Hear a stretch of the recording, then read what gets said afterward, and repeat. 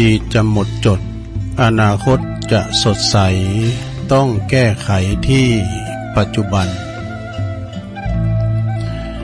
วัดพระธาตุดอยน้อยพันปีรถดีแคนตาลูปลำใหญ่กวางชนเรื่องชื่อลือไกลกลองใหญ่สืบสารประเพณีขอความนอบน้อมแด่พระรัตนตรัยอันมีพระพุทธพระธรรมพระสงฆ์เป็นสรณะที่พึ่งกราบแนบไต่ไหวสาถวายความเคารพมายังครูบาอาจารย์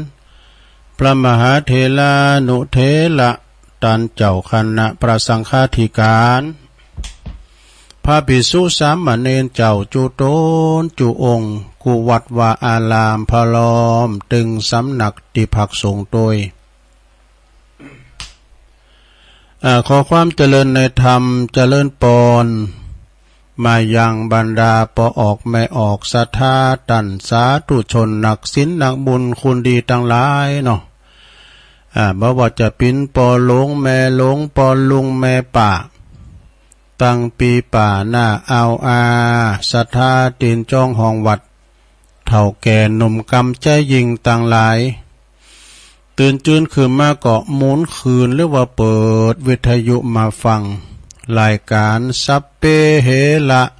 ปากิณกะขอนลุงไก่แจ้งรายการเสียงธรรมแสงทอง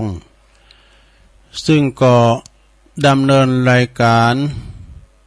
โดยตนโตแห่งอาตมาภาพเก่ากระผมตุลุงนันชัยวัฒนาคเสโน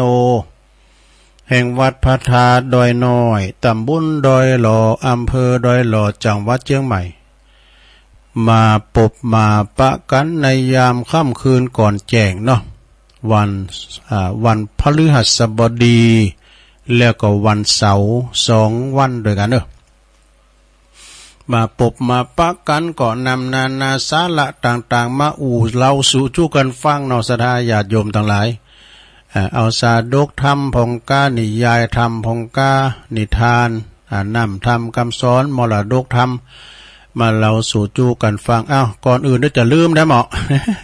จะไหวพระกันเน้อแล้วก็จะได้เอ่ยแพทย์ตังสถานีวิทยุคืนบุญต่างๆโดยพร้อมแล้วกราบ1กราบ2กราบ3อิมินาสกาเลนะพุทธังอภิปูชยามะอิมินาสกาเลนะธัมมังอภิปูชยามะอิมินาสกาเลนะสังฆังอภิปูชยามะอะระหังสัมมาสัมพุทโธภะคะวาพุทธังภะคะวันตังอภิวาเทมิสวากขาโตภะคะวะตาธัมโมธัมมังนัมมัสสามิสุปฏิปันโนภะคะวะโตสาวกสังโฆสังฆังนะมามินะโมตัสสะภะคะวะโตอะระหะโตสัมมาสัมพุทธัสสะนะโมตัสสะภะคะวะโตอะระหะโตสัมมาสัมพุทธัสสะนะโมตัสสะภะคะวะโตอะระหะโตสัมมาสัมพุทธัสสะอิติปิโสภะคะวะอะระหังสัมมาสัมพุทโธ วิจาจารณะสัมปันโนสุกะโตโลกะวิตูอนุตตโลปุริสตัมมาสาลาติสัทธาเทวมนุสสานังพุทโธภควาติสวากขาโตภควตาธัมโมสันติติโกอากาลิโกเอหิปัสสิโกโอปันนยิโกปัจจตังเวทิตาโปวินยูหิติสุปฏิปันโนภะคะวะโตสาวกสังโฆอุจจุปฏิปันโนภะคะวะโตสาวกสังโฆยายะปฏิปันโนภะคะวะโตสาวกสังโฆสาเมจิปฏิปันโนภะคะวะโตสาวกสังโฆยะติตังจัตตาลิปุริสยุคาเนอัฏฐปุริสปุคลาเอสะภะคะวะโตสาวกสังโฆอาหุนายโยปาหุนายโยตักขินายโยอัญจลิกาลนิโยอนุตตลังปุญญเขตังโลกัสสติจะยันโตโปธิยามุเลสักกายานังนันทิวัตโนเอวังตวังวิจัยโยโหหิจัยยสุจัยยมังคะเลอัปปลาจิตตะปันลังเกสีเสปัทวิปุคะเลอภิเสเกสัพพพุทธานังอากาปโตปโมทติสุนัขตังสุมังกลังสุปาภาตังสุโหติตังสุขโนสุมุโหโตจะสุยิถังพลัมมาจาลิสุปัทขินังกายกัมมังวาจากัมมังปัทขินังปัทขินังมโนกัมมังปณิทิเตปัทขินาปัทขินานิกาตวนละพันตเถปัทขิเนสัพพิติโยวิวัจจันตุสัพพะโลกวินาศตุมาเตภวัตวันตรายโยสุขิติงกายุโกมภวะอภิวาทนาสิลิสานิจังวุตตาปัจจายโนจัตตารโอธรรมาวัฏันติอายุวันโนสุขังปะลังเอาแล้วสัทธาญาติโยมทั้งหลายตุลุงก็ปิ้นเก้าปิ้นโหนำสวดมนต์ไปปิ้นตีเรียบร้อยก็ขอคุณปฏิตาไหลลัตนะผ่านแผ่วตั้งพระแก้วเจ้าตั้งสามประการจุงดลบันดาลมาปกป้องคุ้มครองรักษาวัดวาอารามขวงแก้วตั้งสามตลอดถึงครูบาอาจารย์พระสงฆ์องค์สามมาเนนเจ้าอยู่กับวัดกับว่าเนาะได้มาปินเนอร์นาบุญศรัทธาญาติโยมทำบุญทำกุศลปูชาสักการะกราบไหว้นะได้มาเผยแผ่สัจธรรมสืบทอดพระศาสนากันไปเป็นโสงไปนะปหลงแม่หลงปออกศรัทธาก็เหมือนกันเนี่ยขอให้มีสุขภาพพรรณนามัยสมบูรณ์แข็งแรงเป็นเก้าเป็นกันกับลูกกับหลานเป็นหล่มโพหล่มไซเนออยู่กับลูกกับเต่าไปศรัทธาญาติโยมทั้งหลายอยู่ถึงวันกินกับเขาน่ะตัวนะเขาไปสอบไปหาเฮาเฝ้าหอเฝ้าเฮินเนาะว่าตุลุงก็ขอปิ้นกำลังจิตกำลังใจกับอีปออีแม่ที่เดินเหินไปไหนมาไหนบ้าใดเนาะก็เอาวิทยุเนี่ยเน้อลงเน้อปิ้นกูปิ้นกีมฟังประเดิมมันจะมีตลอดวัน แล้วก็ลูกหลานท่านเต่าจะขับรถขับลาออกคุ้มออกโหไปก็มีสติก่อนสตาร์ทเนาะรถมันหนักมันหลายระวังตื่นรถเฮารถเปิ้นนี่นะแล้วก็ขอเดินทางไปมาแบบความปลอดภัยเนาะปลอดภัยทั้งขาไปและขากลับเด้อแล้วตอนนี้ไปจะพระตังสถานีวิทยุคืนบุญต่างๆเด้อวิทยุในเครือข่ายที่เปิ้นหับสัญญาณรายการธรรมภาคภาษาย่องชงเวลาตั้งแต่ตี 3 ถึง 5 โมงก็ขอขอบคุณสถานีวิทยุเพื่อการพระพุทธศาสนาเพื่อการศึกษาและวัฒนธรรมของวัดฝายหินเนอตำบลสุดเต็บอำเภอเมืองเชียงใหม่ FM 104.50 เมกะเฮิรตซ์โดยเมตตาบารมีธรรมอาจารย์ท่านพระครูสมุวิสุวัฒน์วรกิจโจองค์ขลงในเมืองก็ฟังกันมาแต่เจ้าแล้วเนาะฟังกันหนักกันหลายคืนไปไกลแผ่วหลายด้อยนางเกี่ยวหลายด้อยคุณตาลบุตรนะขอบคุณสถานีวิทยุคณะสงฆ์อำเภอฝางเด้อตั้งอยู่ที่วัดพระบาทอุดมนำบ่อสาวาสำนักวิปัสสนา FM 100.25 เมกะเฮิรตซ์โดยเมตตาบารมีธรรมหลวงพ่อพระครูสุจิตานุรักษ์ด็อกเตอร์เจ้าคณะอำเภอฝางเด้อหลวงพ่อใหญ่เฮาขอบคุณตุปีจำเริญโชติธรรมโมท่านพระอาจารย์อมรเทพอุปสันโตวงเล็บอุดเถินตุปีโจ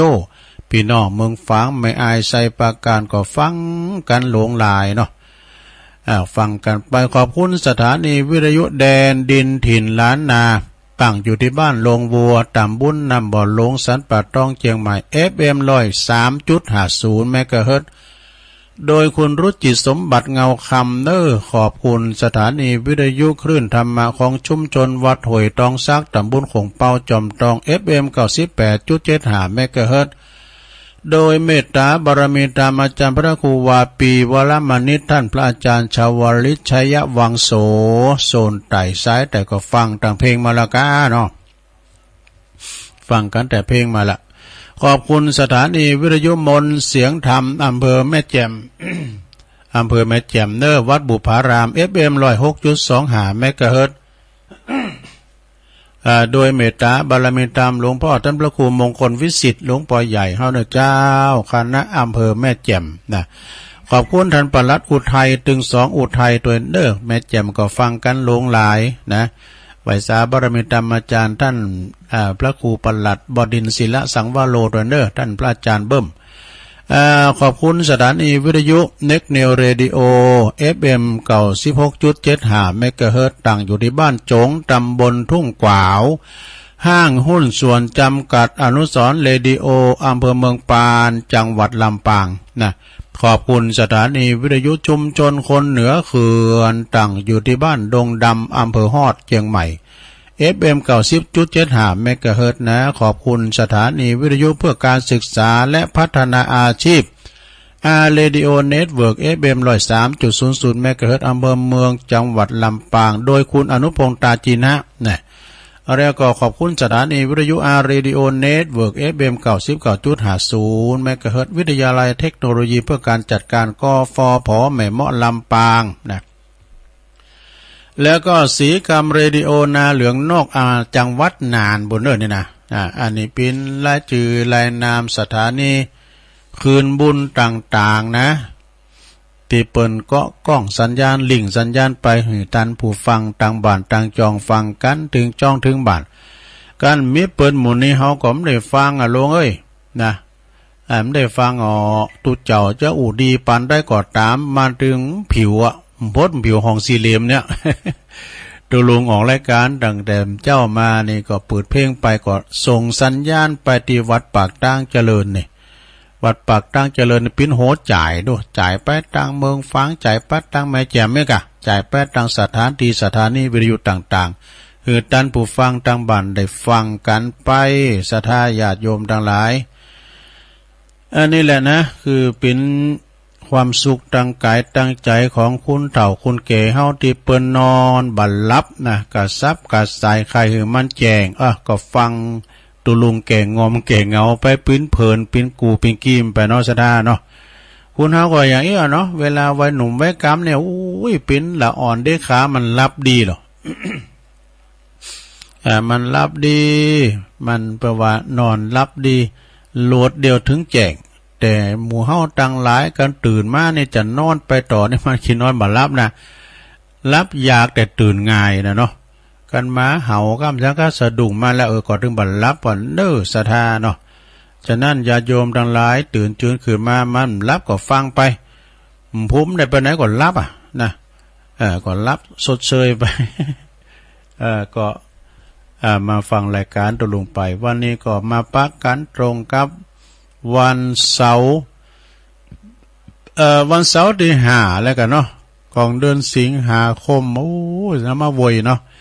วันที่5แล้วเนอศรัทธาญาติโยม2566เข้ามานี่ซึ่งวันนี้ก็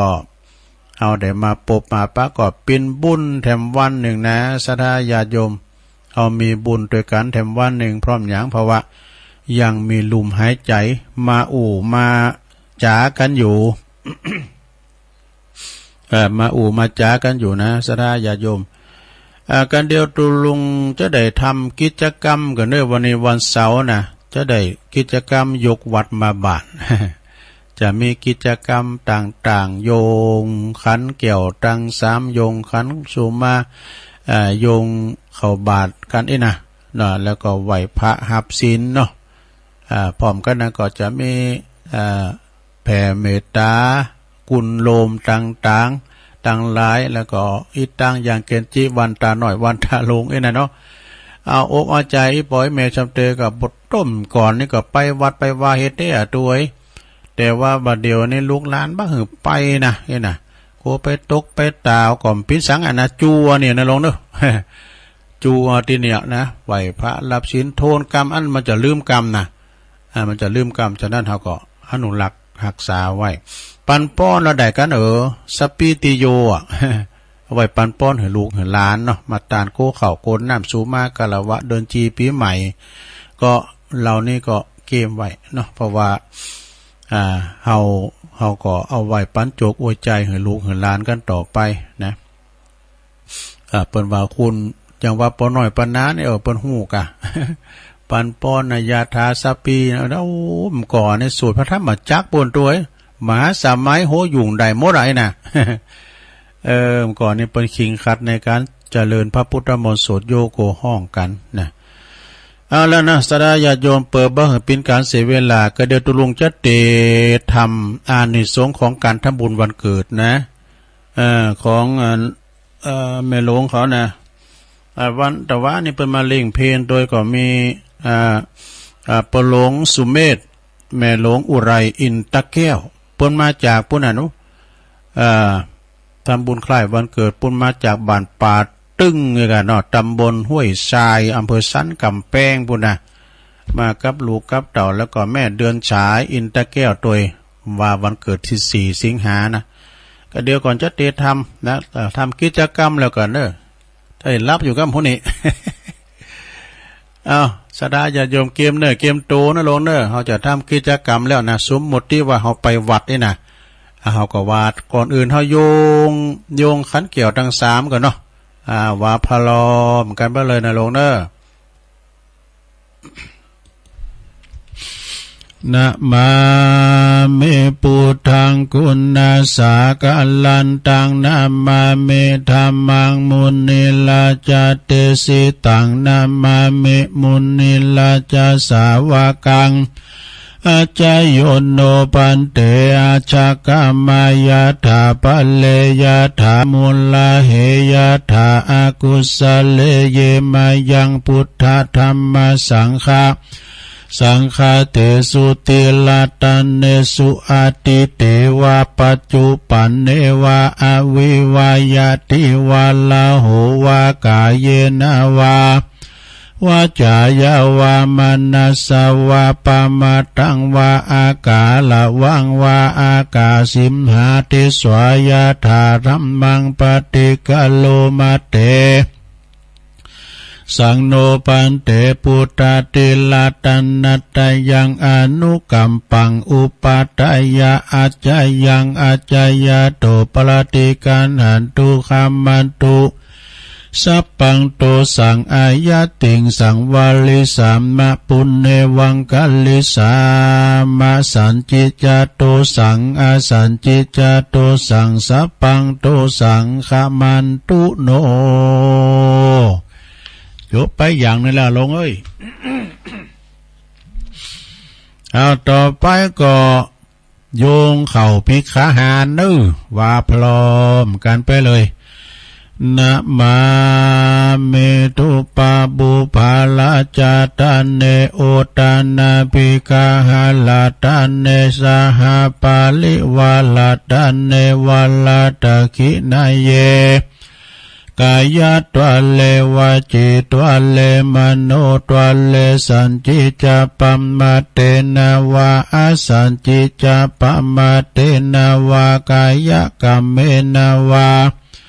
วจีกรรมเมนาวามโนกรรมเมนาวาอาติตาโตสังปัจจุปันนโตสังสัพพังโตสังขมันตุโนตุติยัมปิตติยัมปิ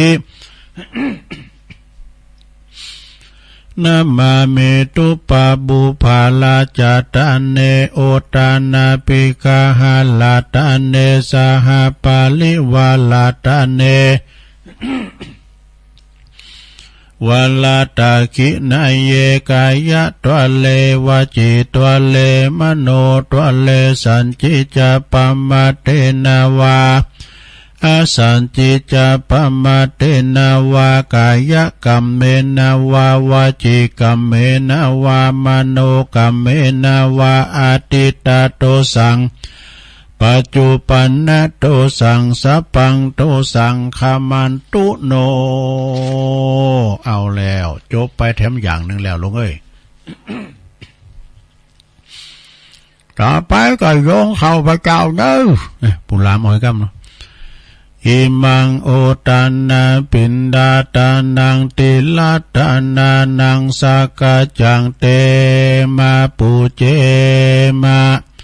ตุติยัมปิอิมังโอตันนาปินดาตานังติลาตานานังสากาจังเตมาปูเจมาตาติยัมปิอิมังโอตันนาบินดาตานังติลาตานานังสากาจังเตมาปูเจมาติกาลตังหิตายาสุขายายาวานิปานายาสังบาตันตุโน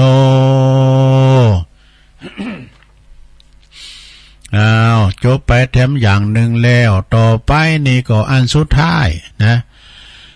จะมีการโยงเข่าบาทเนอะเอาพอเราพอจานเปิ้นจะเป็นในที่แบบอย่างเปิ้นจะไขฟ้ากับติ๊กให้หน่อยหนึ่งนะงับเงืองไว้หันนะอายออกตรงอ่ะแล้วเปิ้นจะจ่อใส่เก่าใส่หัววาพร้อมกันสาธุโอกาสะโอตานาปินดิปาตังตานังนิปานาปัจจโยโหนตุโนนิจังโอตานาปินดิปาตังตานังนิปานาปัจจโยโหนตุโนนิจังโอตานาปินดิปาตังตานังนิปานาปัจจโยโหนตุโนนิจังเอาแล้วสถาญาติโยมทั้งหลายกิจกรรมแบบกรรมวาต่างๆเนาะกรรมโอกาสต่างๆจบลงไปต่อไปก็ไปย้ายแถวกันไปย้ายแถวตั้งแต่ปูนหน้ากุฏิคูบาโฮงหลวงบนนะเทวบุตรปอจายอยู่แถวหน้าเทวดาผู้หญิงหรือว่าสุภาพสตรีอยู่แถวหลังเนี่ยก่อนที่เขาจะใส่บาตรนั้นก็ถอดแคปถอดเกลือเพนะไปย้ายแถวก่อนเอาไข่โยมเกี่ยวข้ามเขาม้ามจูเขาไม่ไหนเอาพอเนกะละมังทางเปข้าวสอบนะซามูไรข้าวสารข้าวถ่ายข้าวรุ่นบาทถ่ายข้าวรุ่นบาทบุลามเอาสวยไปในมูลตุลุงทาเขาก่อนนี้เพิ่นต้องไปในมูลกันนะซะนะตีบุญโฮงบ่โฮมก่อนนี้เป็นโฮงใหม่อยู่บุญบ่เนาะนะตุลุงเขาตังพันเนนเขาจะบิณฑบาตเพิ่นไหวพระเจ้าเตียนห้องนาว่างกันโน ไหวพระเจ้าอรหังสัมมาก่อนเดี๋ยวก่อนลุงมานี้นะเอาละเนอตอนนี้ก็เจาะใส่เก่าใส่โฮเนอตัวลุงทางเขาออกเดินแล้วนะเดินรับบิณฑบาตแล้วข้าวของข้าพระเจ้าขาวดังดอกบัวยกขึ้นเหนือหัวถวายแด่พระสงฆ์จิตใจจำนงตรงต่อพระนิพพานขอให้ถึงเมืองแก้วขอให้แคล้วบ่วงมารขอให้ทันพระศาสนาของพระศรีอานในอนาคตการโน้นเทินเจาะใส่เก่าเจาะใส่โหดักกันเนอไปอู่กันนะถอดแคปไปไผซุปหมูก็ถอดกูไปเนอ สุขโหโหมะไปใจเนอลงเนอสุขโหโหมะนะกอยเยาะกอยหยองจะไปมือเลี้ยนถูกบาทนะจะไปอู่กันจะไปถามตุ ก่อนดูลุงปิ้นตูใหม่อ่ะเปิ้นว่าหลวงปอบเปิ้นบอกว่าจะไปอู้กันไปกุมเข้านะเนี่ยแล้วเขามาถามเขาน่ะเฮาเดี๋ยวนี้เปิ้นเอ็นเนาะอู่กันนะนี่คุณมันหู้เนาะ เอาละเนาะตอนนี้หลังจากที่พระสงฆ์องค์สามเณรเจ้าปิ้นที่บาทมาปิ้นตีเรียบร้อยนะเปิ้นว่าภิกขาจารย์รับบิณฑบาตมานั่งอยู่ที่อาสง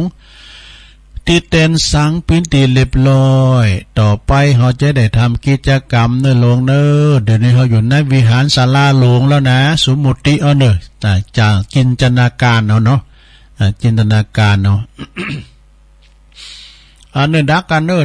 เขาจะเอาแล้วเอาพระครูโอนนะครับเหรอศรัทธาเฮาตั้งหลายบัดเดี๋ยวนี้ก็ได้สมัยการเวลาแล้วเนอ ต่อไปขอปอล่ามตั้งจุดเตียนชนวนตั้งมั่นไว้ก่อนเนี่ยเอาจะได้เจิญท่านสอจอวันนี้รับเกียรติจากท่านสอจอเนอะ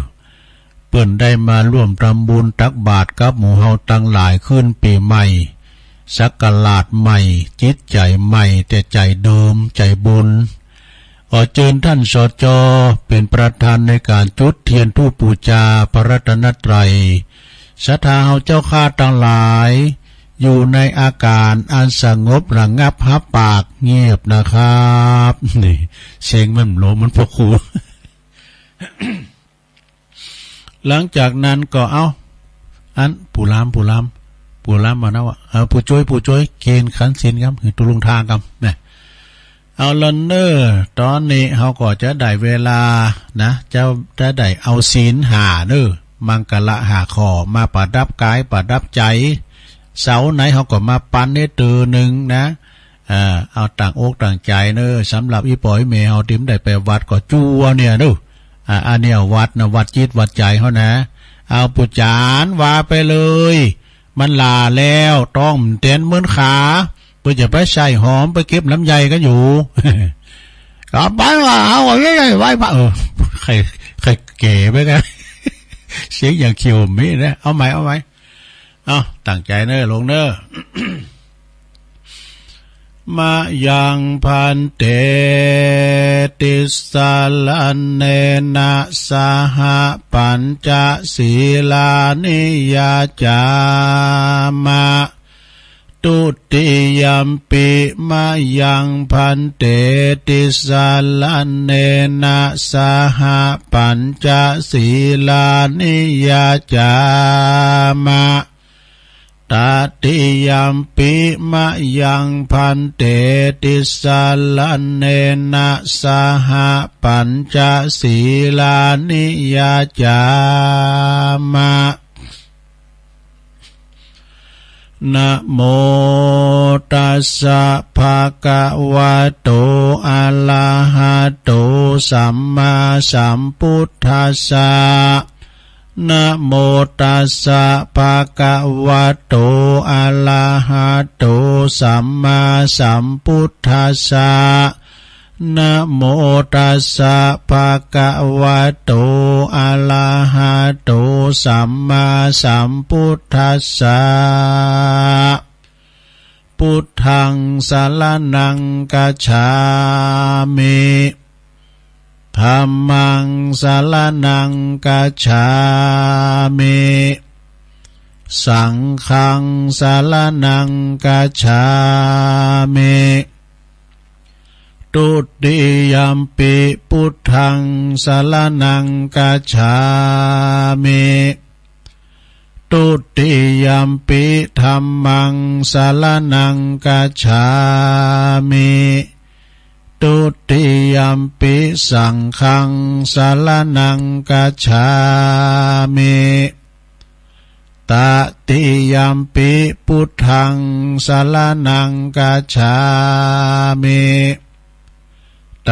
ติยัมปิธัมมังสรณังกัจฉามิตติยัมปิสังฆังสรณังกัจฉามิติสรณคัมมานังนิธิตังปานาติปาตาเวละมณีสิกขาปตังสมาธิยามิอตินนาตานาเวละมณีสิกขาปตังสมาธิยามิกาเมสุมิจฉาจาลาเวละมณีสิกขาปตังสมาธิยามิมุสาวาทาเวละมณีสิกขาปตังสมาธิยามิสุราเมลยะมัชฌัปปมาตฐานาเวละมณีสิกขาปตังสมาธิยามิอิมานิปัญจสิกขาปทานิสีเลนะสุขติงยันติสีเลนะโภคสัมปตาสีเลนะนิพุติงยันติตัสมาสีลังวิโสทะเยสาธุสาธุสาธุเอารับศีลไปปินตีเรียบร้อยลงเอ้ยมังกละหาข้อเนาะศีลหาเนี่ยมันมีหาข้อเก็บไว้ดีๆเนี่ยลงเด้อไปเสียมันหายกับมันหายแต่ละข้อนะก่อนปิ้งยังศีลหนาตุลุงก็มาปั้นแถมเนาะหายไปพร้อมกับปิ้งยังมันข้อได้เนี่ยหาข้อมันจะขี้หายข้อมุสาเนาะเนี่ยถ้าได้ก็จุลิ้นละอ่อนกล้ามเนี่ยแกเนาะแล้วไม่กล้าเนาะเอาเต้าตื่นได้นะ ก็เป็นธรรมดาเรื่องธรรมาหากินเนาะแล้วก็ศีลหนาเขาก็มาเอาแถมนี้เนาะเป็นยังเอาหลังจากหับศีลกันไปปินตีเรียบร้อยศรัทธาญาติโยมอันนี้จำลองมาจากวัดเนลงเนออีดูอีปอยเมเขาอย่างเมทาเขาเมย่อยสันไส้เขานี่นะเมย่อยสันไส้เมทานี่เป็นวัดติดตั้งอีเมมได้ไปไหนตัวเหยก็เขาก็ยกวัดมาบานนะมาเอากรรมเนี่ยกรรมนี่มันหอมมันหายลงเนอกรรมนี่มือมันหอมมันหายคือมันติดอยู่ในจิตในใจตัวลุงก็มาโทนหัวมันกล้ามไม่กันเนาะมันได้ไปวัดเป็น20 ปีบนเนี่ยกูมันลืมเขาก็มาโทนกรรมแล้วก็สมมุติว่าเขาเข้าถึงพระรัตนตรัยเนาะการเขาไปวัดก็ยังแคว้นแถมหน่อยนึงเข้าถึงเนาะหันวัดหันว่าหันกราบพระเจ้าหลวงเดี๋ยวเขาก็สมมุติเอาหน้านี้นะสมมุติเอาพิธีเรียบร้อยนะเอาละต่อไปก็ตัวลุงจะสวดมนต์พญานกยุงทองก่อนเด้อพญานกแม่นะพญานกยุงทองเนาะแล้วก็ส่งจิตส่งใจไปปุ้นตัวเนื้อตีอุทยานธรรมพระสุนทรมุนีตีอีปอยเมเขาสมณะศรัทธามูลศรัทธาเปิ่นไปกินไปตันไปเข้าดาวไปสวดมนต์ข้ามปีก็เดินทางปิกมาโดยเขียวขาดปลอดภัยเนาะลูกหลานก็ดีไปไหนไปเนื้อไปไต่ไปไก่ไปไกลไปกับรถลายโยดยานพาหนะก็ขอเดินทางเขียวขาดปลอดภัยตึงไปตึงปิกนะพญานกยุงทองเป็นสวดบทเนี่ยถึงวาน นายพานเพื่อจะดักแก้วใส่คุบก็ตามเลยนะใส่เกิ้งก็ตามเลยเนาะใส่ไส้ใส่หายเนี่ยเรามันเขี้ยวขาดปลอดภัยนะเพราะว่าบทนี่เนอลงเนออุเตตยัญจกุมาเอกาลาชาหาลิสวันโนปาตาวิปาปาโสตังตังนามาสามิหาลิสวันนังปาตาวิปาปาสังตยาสากุตาวิหาเลมุติวาสังเยพระมานาเวตกุสปะธรรมเมเตเมนะโมเตจะมังปะลายันตุนามาตุพุทธานังนามาตุโพธิญาณโมวิมุตตานังนะโมวิมุตติยาอิมังโสปาลิตังกัตวโมโลจาลติเอสนาอเปตยัญจกุมาเอกาลาชาหาลิสวันโนปาตาวิปาปาโสตังตังนามาสามิหาลิสวันนังปาตาวิปาปาสังตยาสกุตาวิหาเลมูลติงเยพระมานาเวตกุสปะตเมเตเมนะโมเตจามังปะลายันตุนามาตุพุทธานังนามาตุโพธิญาณโมวิมุตตานังนะโมวิมุตติยาอิมังโสปาลิตังกัตวโมโลวาสามกาปยิติโมลปาลิตังสาธุสาธุสาธุเขี้ยวขาดปลอดภัยเขี้ยวขาดปลอดภัยเขี้ยวขาดปลอดภัยเนอะเอาจบไปทำอย่างหนึ่งตอนนี้ไปอย่างแถมก็เขาก็จะมาอยู่อันนี้กะยอกุลโลมเนาะจะย่อกุลโลมกันเนอสถานเนอแล้วก็ยังจะมีอย่างแถมสเปสัตตาอิตังยังเกจิวันตาหน่อยวันตาหลงเป็นลำดับต่อไปเนอสถานเนอปียังละนะ7 วันในมาเตอเนาะต่อไปก็ไหวกุลโลมเหมือนกันหมดเนอสาธุสาธุสาธุข้าขอยกมือ10 นิ้วขึ้นตั้งวางกิ้วไก่เกาเกษาข้าขอนำมาสักการไหว้สาพระปิตา21พระมารดา12พระแม่โพธิ์ศพมีคุณ39คุณพระพุทธเจ้า56คุณพระธรรมเจ้า38คุณพระสังฆเจ้า14คุณอาจารย์10คุณกรรมฐาน8คุณไฟ6คุณ7คุณลมมี7คุณเมธรณีมี21คุณแม่น้ำพาคงคามี12คุณอาคาละ33คุณศีล5มี11คุณศีล8มี12คุณศีล10มี21คุณจตุปาริสุทธศีลมี27คุณอรหันตาคือมรรค4ผล4นิพพาน1รวมเป็น9กุลอาสาสะปัสสะสะนิสาวาอาสะกุลพระวิหาร84,000 ปันลังกุลพระมหาเจติยาเจ้า84,000 ดวงผู้ข้าต่างหลายขออาราธนาพระคุณเจ้าตั้งหลายเหล่านี้จงมาเป็นซอยประดับสำหรับกายอันผาเสริฐเมื่อผู้ข้าทั้งหลายจักดับจิตเสียง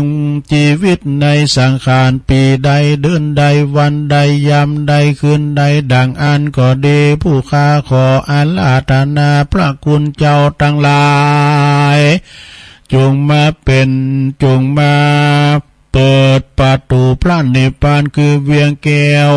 แก่ผู้ข้าต่างหลายแด่เตือนนิพพานาปัจจโยโหนตุนโนนิจังนิพพานังปาละมังสุขังเอาแล้วจบไปทำอย่างหนึ่งแล้วลงเอ้ยเนี่ยมันจะธรรมดานะทูกรรมปุจจานนี่นะทูกันว่าช่วยกันเนี่ยปุโธเอาต้องว่าช่วยกันกันแต่ว่าดังๆนะว่ากันดังๆอย่างกับปุจจานกันพิษหน่อยก็เฮ้ใส่ปุจจานนะเพื่อไว้ทำไงช่วยกันกะบ่ช่วยกันแต่เอาต่อไปก็จะได้แผ่เมตตาดู ก่อนที่จะแผ่เมตตาให้คนอื่นสรรพสัตว์อื่นเขาก็แผ่เมตตาให้ ตัวเองทุกเก่าห้อยก่อนเด้อว่าพร้อมกันไปเลย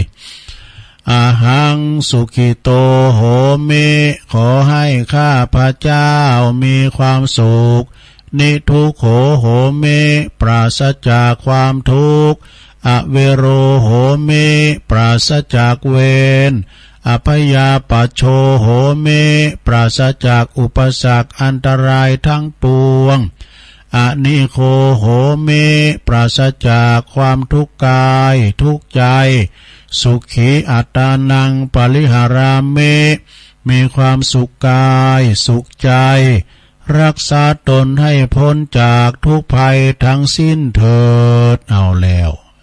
อันนี้แผ่เมตตากับตัวเก่านะลงเนอได้บุญแล้วนะ ต่อไปก็จะได้แผ่เมตตาให้แก่สัมภสัตน้อยใหญ่ตั้งแต่หมดแมงปิ้นตุ่นเนาะที่เฮาได้เหยียบได้ยำมันตายไปก็ดีนะจะไปเป็นกรรมเป็นเวรสิ่งกันและกันว่าพร้อมกันไปเลยสัพเพสัตตาสัตว์ทั้งหลายที่เป็นเพื่อนทุกข์เกิดแก่เจ็บตายด้วยการทั้งหมดทั้งสิ้นอเวราโหนตุจงเป็นสุขเถิดอย่าได้มีเวรแก่กันและกันเลยอภัยยาปัชชาโหนตุจงเป็นสุขเถิดอย่าได้เบียดเบียนซึ่งกันและกันเลยอนิคาโหนตุจงเป็นสุขเถิดอย่าได้มีความทุกข์กายทุกข์ใจเลยสุขีอัตตานังปาลิหารันตุจงมีความสุขกายสุขใจรักษาตนให้พ้นจากทุกภัยทั้งสิ้นเถิดสาธุ แล้วยังแหนมปอด้วยนะหลวงเอาไทยกำอะไรทำไมนะเอาบินไทยกำหลวงว่าไทยจางลูกอย่าเล่นแม่พานเดี๋ยวเต้านะข้าพระเจ้าขออุทิศข้าพระเจ้าขอตั้งจิตอุทิศผลบุญกุศลนี้แผ่ไปให้ไพศาลถึงบิดามารดาครูอาจารย์ทั้งลูกหลานญาติมิตรสนิทกันคนเคยรักเคยชังแต่ครั้งไหนขอให้ได้ในกุศลผลของฉันทั้งเจ้ากรรมในเวรเทพเทวันขอให้ท่านได้กุศลผลนี้เทินสรรพสัตว์ทุกท่วนหน้าเทพารักษ์จงประจักษ์ในกุศลผลนี้หนาขอให้ท่านประสบสุขทุกเวลาสมดังข้าอุทิศให้ด้วยใจเทินสาธุจบไปแถมอย่างหนึ่งแล้วลงโอ้วันนี้มีกิจกรรมหนักแต่ปีหยังลงเนาะปีหยังต่อไปเราก็จะเอาอีตังอย่างกินจิเนอะแล้วก็วันตาหน่อยวันตาลงก็เสร็จพิธีหลังจากว่าเสร็จพิธีแล้วเนาะสมมุตินะจะปิกบ้านปิกจองแล้วแผ่เมตตาแล้วต่อไปเราก็จะแผ่เมตตาแบบพื้นเมืองเนอะอีตังอย่างกินจิพร้อมกันไปเลยอิตังตานากัมมังนิปานาปัจจยโยโหนตุโนนิจังอิตังศีลกัมมังนิปานาปัจจยโยโหตุโนนิจังอิตังภาวนากัมมังนิปานาปัจจโยโหตุโนนิจังยังกินจิกุสลังกาตาปังกัมมังสัพเพหิกาเตหิกาตังปุญญังโนอนุโมตันตุ สุนันตุปนโตเยเตวะอาสามิงทานเนอาติกาตาติกายุกาสัตตาหนตุสัพพสัตตาสุขีอัตตานังปะลิหาลันตุมาตาปิตาสุขิตาหนตุทุกขปามุญจันตุสัพเพยติกาสุขิตาหนตุทุกขปามุญจันตุสัพเพอายติกา สุขิตาหนตุทุกขาปะมุญจันตุสัพเพปิสาสัพเพยาขาสัพเพเปตาสุขิตาหนตุทุกขาปะมุญจันตุสัพเพนาคาตาสุขิตาหนตุทุกขาปะมุญจันตุสัพเพเทวาสุขิตาหนตุทุกขาปะมุญจันตุสัพเพอาจาลิยุปัจจายา สุขิตาหนตุทุกขาปะมุญจันตุสัพพสัมปติโยสามิจันตุโวเอาแล้ววันตาหลง วันตาหลงพร้อมกันไปเลย วันตาเมปุตังสัพพังเมโตสังฆมาธัมเมพันเตวันตาเมธัมมังสัพพังเมโตสังฆมาธัมเมพันเตวันตาเมสังฆังสัพพังเมโตสังฆมาธัมเมพันเตวันตาเมกุลุอุปจาจาลิเยสัพพังเมโตสังฆมาธัมเมพันเตวันตาเมกัมมัฏฐานังสัพพังเมโตสังฆมาธัมเมพันเตวันตาเมอาลาเมปัตตสิมายังสัพพังเมโตสังฆมาธัมเมพันเตวันตาเมเจติยังสัพพังสัพพทาเนสุปลติติตาสาลีลาตาตุมหาโพธิงพุทธลูปังสักกาลังสัตตานากาโลเกเทวะโลเกพรหมโลเกจัมปุติเปลังกาติเปสาลีลาธาตุโยเกสาธาตุโยอรหันตาธาตุโยเจติยังกันตะกุติจตุลสิติสหเสตัมมะกันเตสัพเพตังปาตาเจติยังอหังวันตาเมสาปาโสเอาสัตตาเฮาตั้งหลายเบนหน้ามาตังครูบาสังฆะเด้อวันตาน้อยครูบาอาจารย์เด้อบาฮือเป็นบาปเป็นกรรมว่าพร้อมกันไปเลยวันตามิพันเตสัพพังอาปาลาทังกัมมะธัมเมพันเตมายากาตังปุญญังสามินาอนุโมทิตาปังสามินากาตังปุญญังไมหังตาตาปังสาธุสาธุอนุโมทามิจัตตารุธัมมาวัฏันติอายุวันโนสุขังปะลังสาธุสาธุสาธุเอาแล้วสัทธาญาติโยมทั้งหลายกิจกรรมก็จบลงไปบริบูรณ์นะกิจกรรมวันเสาร์ยกวัดมาบ้านเสาร์หน้าก็จะเป็นอย่างนี้เนาะสัทธาโทนกรรมหรอบ่เห็นมันลืมกรรม เปิ้นไปวัดไปว่าบ้าใดแต่หลายปีโกเปิ้นจะลืมเขาก็โทนกรรมไหมนะสัทธาญาติโยมทั้งหลายต่อไปนิ่มหยังแถมตุก็จะว่าธรรมวันนี้นะวันนี้ก็จะได้ว่าธรรมอานิสงส์วันเกิดเนอะโดยแต่ว่านี่ก็คุณแม่หลวงอุไรอินตะแก้วเปิ้นก็ทำบุญวันคล้ายวันเกิดนะเปิ้นอยู่บ้านป่าตึงนี่นะเนาะป่าตึงตำบลห้วยทรายชั้นกำแพงแล้วก็เอามาเล่งเพลนตัวนี้กะแล้วพร้อมกันนั้นก็มีแม่เดือนฉายอินตะแก้วตัวนะบ้านป่าตึงกลางต้งนี่เนาะอำเภอสันกำแพงพร้อมกับลูกหลานเนี่ยเปิ้นมานะมาตานทำบุญวันเกิดด้วยนะขอบคุณเนอะประหลงสุเมธอินตะแก้วนะเอาศรัทธาญาติโยมไผที่เกิดวันนี้ก็ดีเกิดวันไหนๆก็ตามก็ขอมีสุขภาพพลานามัยสมบูรณ์แข็งแรงเนาะหน้าแดงแสงเฮอมีความสุขกายสบายใจเหมือนกันจูผู้จูคนนะศรัทธา อันประตูนั่นก็มันเห่าสังหัวหน้าหลงพอในจอวงจรวิดีโอวงจรปิดก็มีสังมันเห่ามาได้เจ้าตีจ้ะในภาพในจอก็มีสังนะฟังธรรมก่อนเนาะเพราะจานเพราะนานอ้ายแพ้โป่งมันราชนาธรรมกรรมนิพพานนังเยนะกัลลังลัมมังเยนะกาใสยังพันดีโตตังโนมากังอุติสิตุงธรรมมุตตะมังปัจจังอัลลทานังกะโลมะ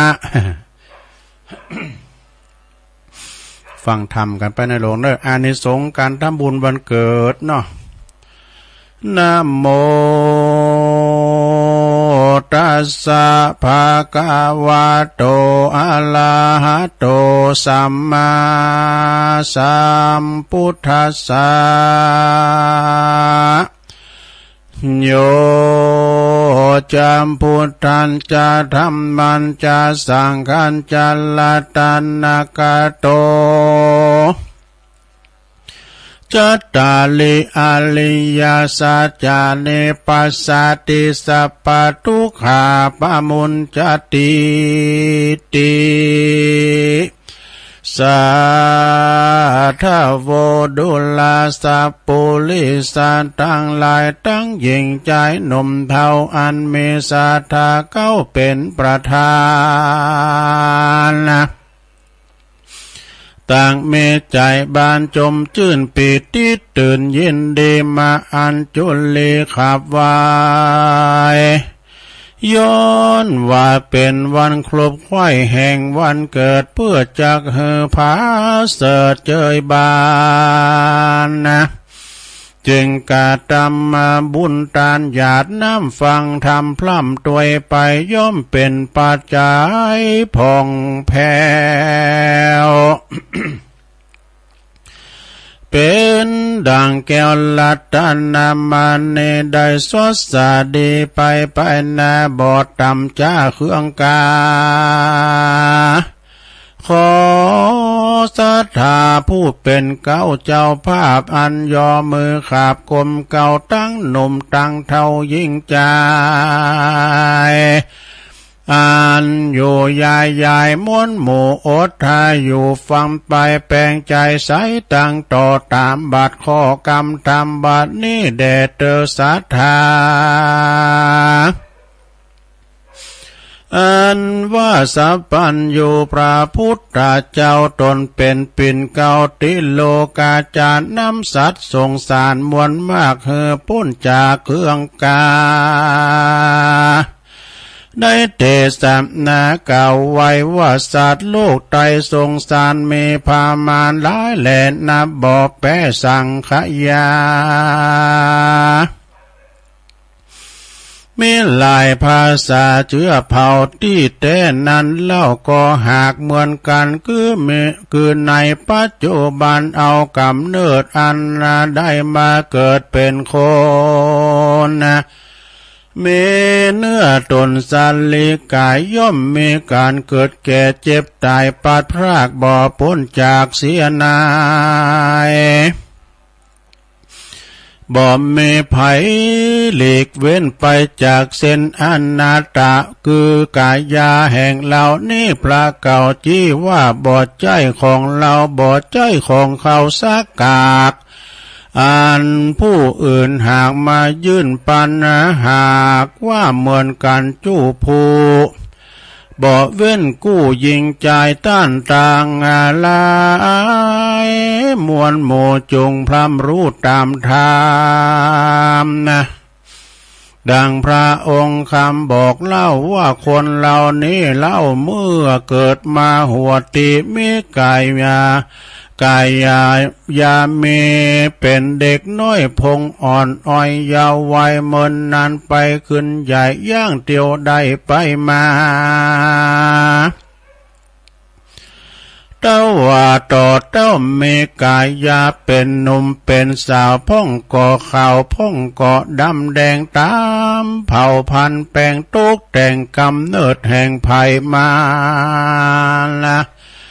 เมื่อ อายุพันยามหนุ่มมีเนื้อหนังจุ่มดีงามกะอากันนากาลาตามป่าไปล่วงแล้วไปนาอายุ14-15เลยไป45เลยไปเนื้อหนังใสล้ำล้นเกาะมาเหี่ยวยนย้อนยานเมบ่เหมือนนาแต่ก่อนไปลังย้อนอันนี้จังบ่มันบ่เตี้ยงรู้ความเงียงไปมาเนื้อหนังมังสาเกาะมาย่นยอบ่เป็นดีพอดีแยงเคยแข็งแรงแต่ก่อนนับดีบัดนี้ดูอิดอ่อนเหี่ยวหอดกันอายุรอดกันอายุรอด60-70 ปีโรคาเมลายแหล่ปานดำแดงแผ่เต็มตัวผมยังหัวเกาะมางอเขียวฟันออกลุดทอ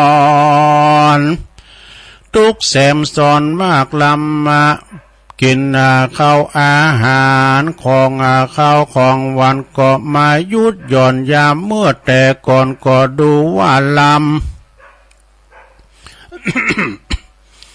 บาดนี้แม่นจักต้มยำและสาอ่อมหรือว่าเป็นของจอมของดองซับปะของผักไม่จำเป็นต้องใส่ต้องเลือกของเป็นเปลือกบะเขือพลอยตั้งบะหอยและกิมปู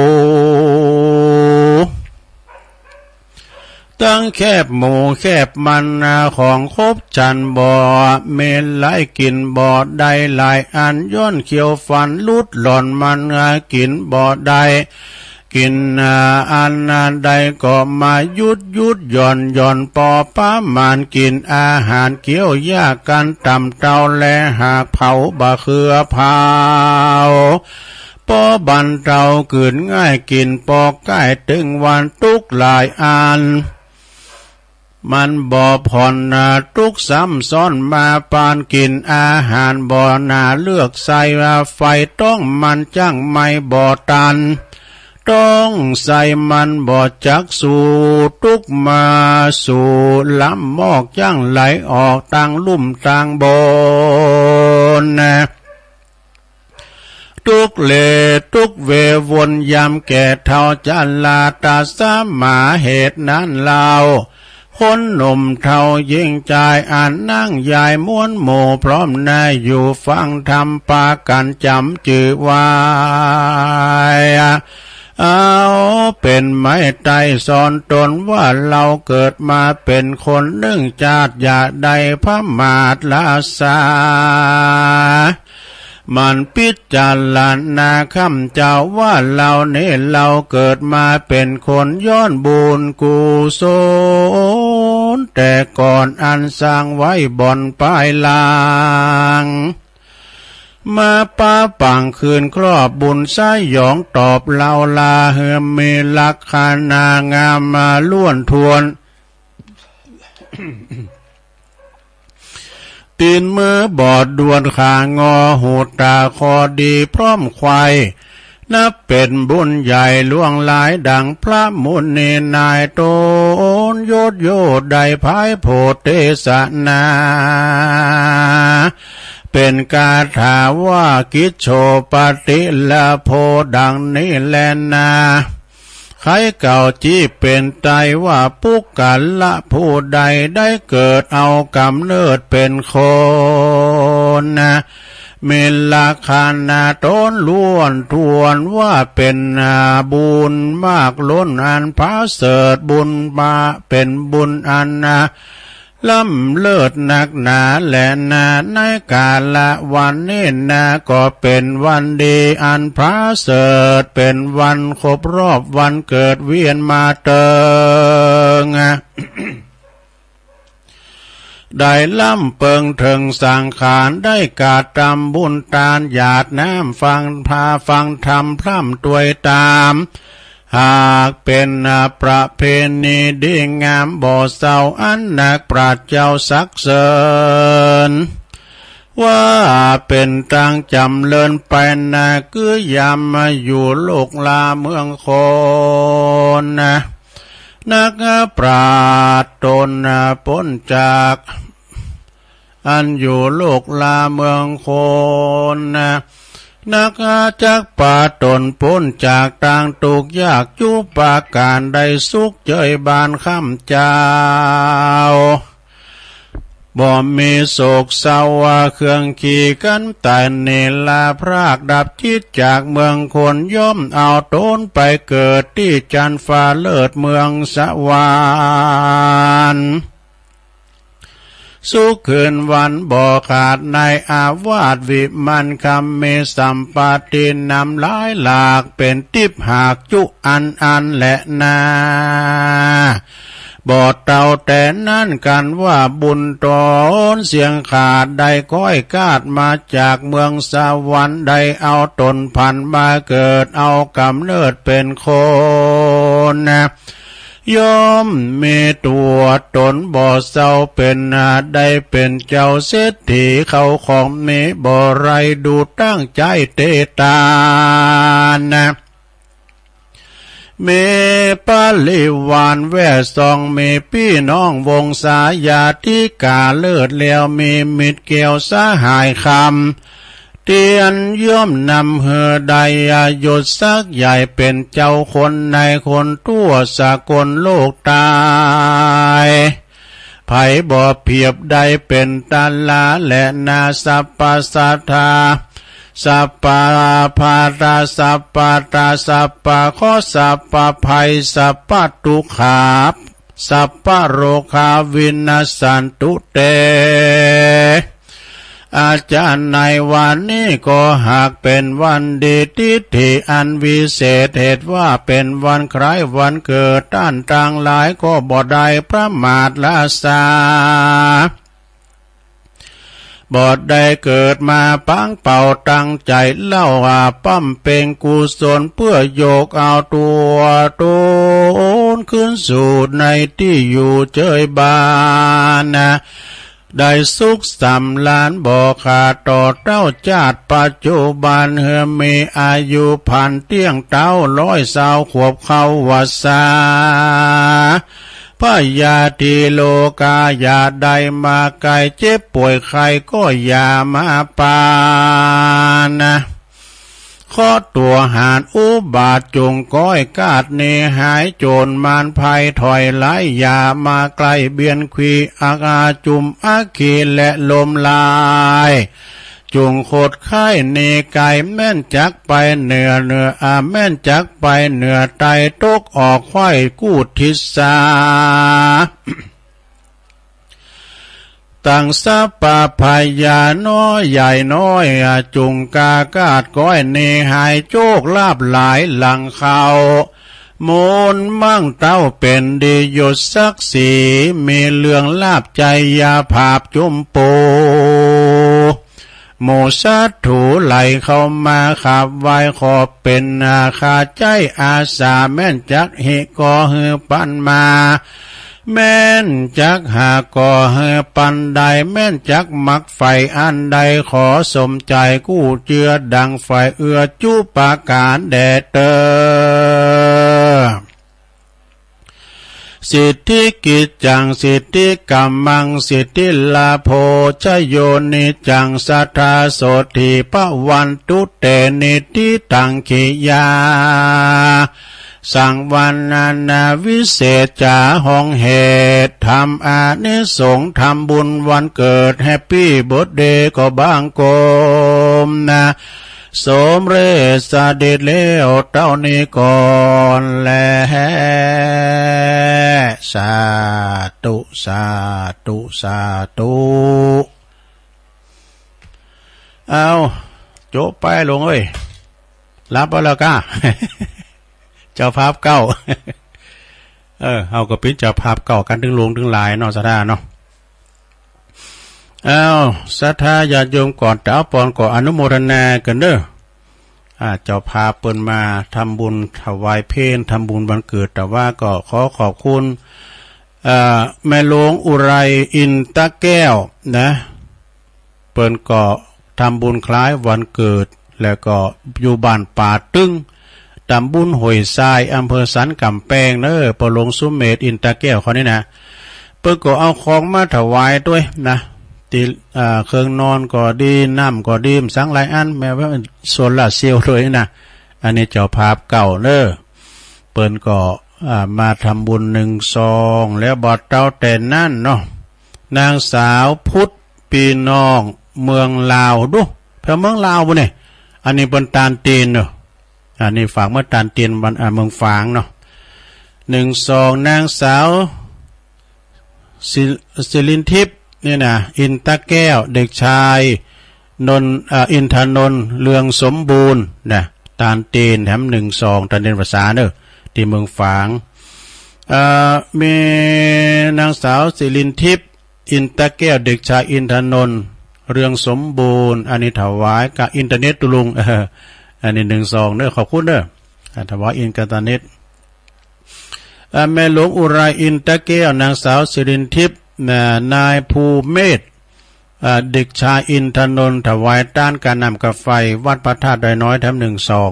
ขอบคุณหลายๆแม่หลวงอุไรอินตะแก้วพร้อมด้วยลูกหลานทำบุญถวายเต้นมาจากบ้านป่าตึงตำบุญห้วยทรายสร้างกระแพง1 ซองฝากห้อมตาลเต้นนะแล้วก็มีบัวลอยสมเพ็งถวายเต้นพรรษาด้วย1 ซองที่บ้านปุ้นที่พระบาทอุดมเนาะบัวลอยสมเพ็งทำบุญวันเกิด4 สิงหาคมด้วยนะแฮปปี้เบิร์ธเดย์มีสุขภาพพลานามัยสมบูรณ์แข็งแรงเนาะแม่เดือนฉายอินตะแก้วอันนี้ก็วันเกิดแต่ว่ามันก็4 สิงหานะบ้านป่าตึงกลางตุ้งปุ่นบ้านนั้นอำเภอสันกำแพงเชียงใหม่แล้วก็มีแม่ปอทองสุกปอทองสุกแม่เดือนฉายอินตะแก้วบ้านป่าตึงกลางตรงสันกำแพงการนำกาไฟ1 ซองแม่คำมูลแทนวงอันนี้ก็บ้านป่าตึงกลางตรงสันกำแพงทำบุญตาลเตนภาษาแถม1 ซองตุลุงจะแยกขัดแม่เดือนฉายอินตะแก้วพร้อมด้วยครอบครัวบ้านป่าตึงกลางตรงกษัตริย์สันกำแพงทำบุญตาลเตนแถม1 ซองแม่เก๋งเหมยยืนยงบ้านป่าตึงกลางต้งสันกำแพงทำบุญตาลเตนแถม1 ซองเนาะ ก็ ขอขอบคุณมาณโอกาสที่นี้ตัวขอศรัทธาเจ้าภาพเก่านะต่อเจ้าภาพเก่าแม่หลวงอุไรก็ดีแม่เดือนฉายก็ดีเจ้าภาพวันเกิดแฮปปี้เบิร์ธเดย์นะขอมีสุขภาพพลานามัยสมบูรณ์แข็งแรงขอสิ่งศักดิ์สิทธิ์ในสากลโลกที่เฮานับถือมีพระสยามเทวาธิราชเจ้าตลอดถึงกุลเกี่ยวทั้ง3ปกป้องคุ้มครองรักษาอยู่ดีมีสุขสุขภาพสมบูรณ์แข็งแรงต่อไปเนาะเอาปอนรวมกันเลยปอนกันตึงหลวงตึงหลายออกสัพปิติโยวิวาจันตุสัพพะโลโกวินาศตุมาเตภวัตวันตรายโยสุขีติขายุโกภวะอภิวาทานาสีลิสานิจังบุตตาปัจจายโนจัตตาโลธรรมาวัตันติอายุวันโนสุขังปะลังเอาแล้วสาธุ เอาปอนเรียบร้อยไปแล้วสดาญาโยมนะเอาศีลเอาปอนไปเรียบร้อยก็สดาญาโยมก็แกเดียวตุลุงก็จะเอาอันนี้มาวาแถมกรรม1เกินเนาะสดาวันนี้เป็นวันเสาร์นี่ก็วันบึดเนี่ยบึดในตุลุงก็มาออกรายการตอนแรงคำของกรรมนะ6 โมงถึง2 ทุ่มอันนี้ก็ส่งกระแสกระจายเสียงไปปุ้นไปต่างงานเวียงป่าเป่าก้าลำปางก้ากันนะเนาะไปทางปุ้นเนาะฉะนั้นก็ศรัทธาญาติโยมทั้งหลายเมื่อค่ำยามคืนแถมบึดก็มาฟังรายการธรรมะเพื่อชีวีนะธรรมะเพื่อชีวีนี่ก็ท่านมหาเสาแก้วก็จะมาเอิญเดี๋ยวตัวลุงก็ประกาศข่าวสารงานบุญให้กันก็ซอหามปะเฮ้ยอันนี้นะ จะนั่นก็สดาญาติโยมนะเขาแม่เดินเพนวาแต่ว่าละประกาศเขาความจริงกับเวลาเจ้าอยู่นะจะนี่ละป้าละ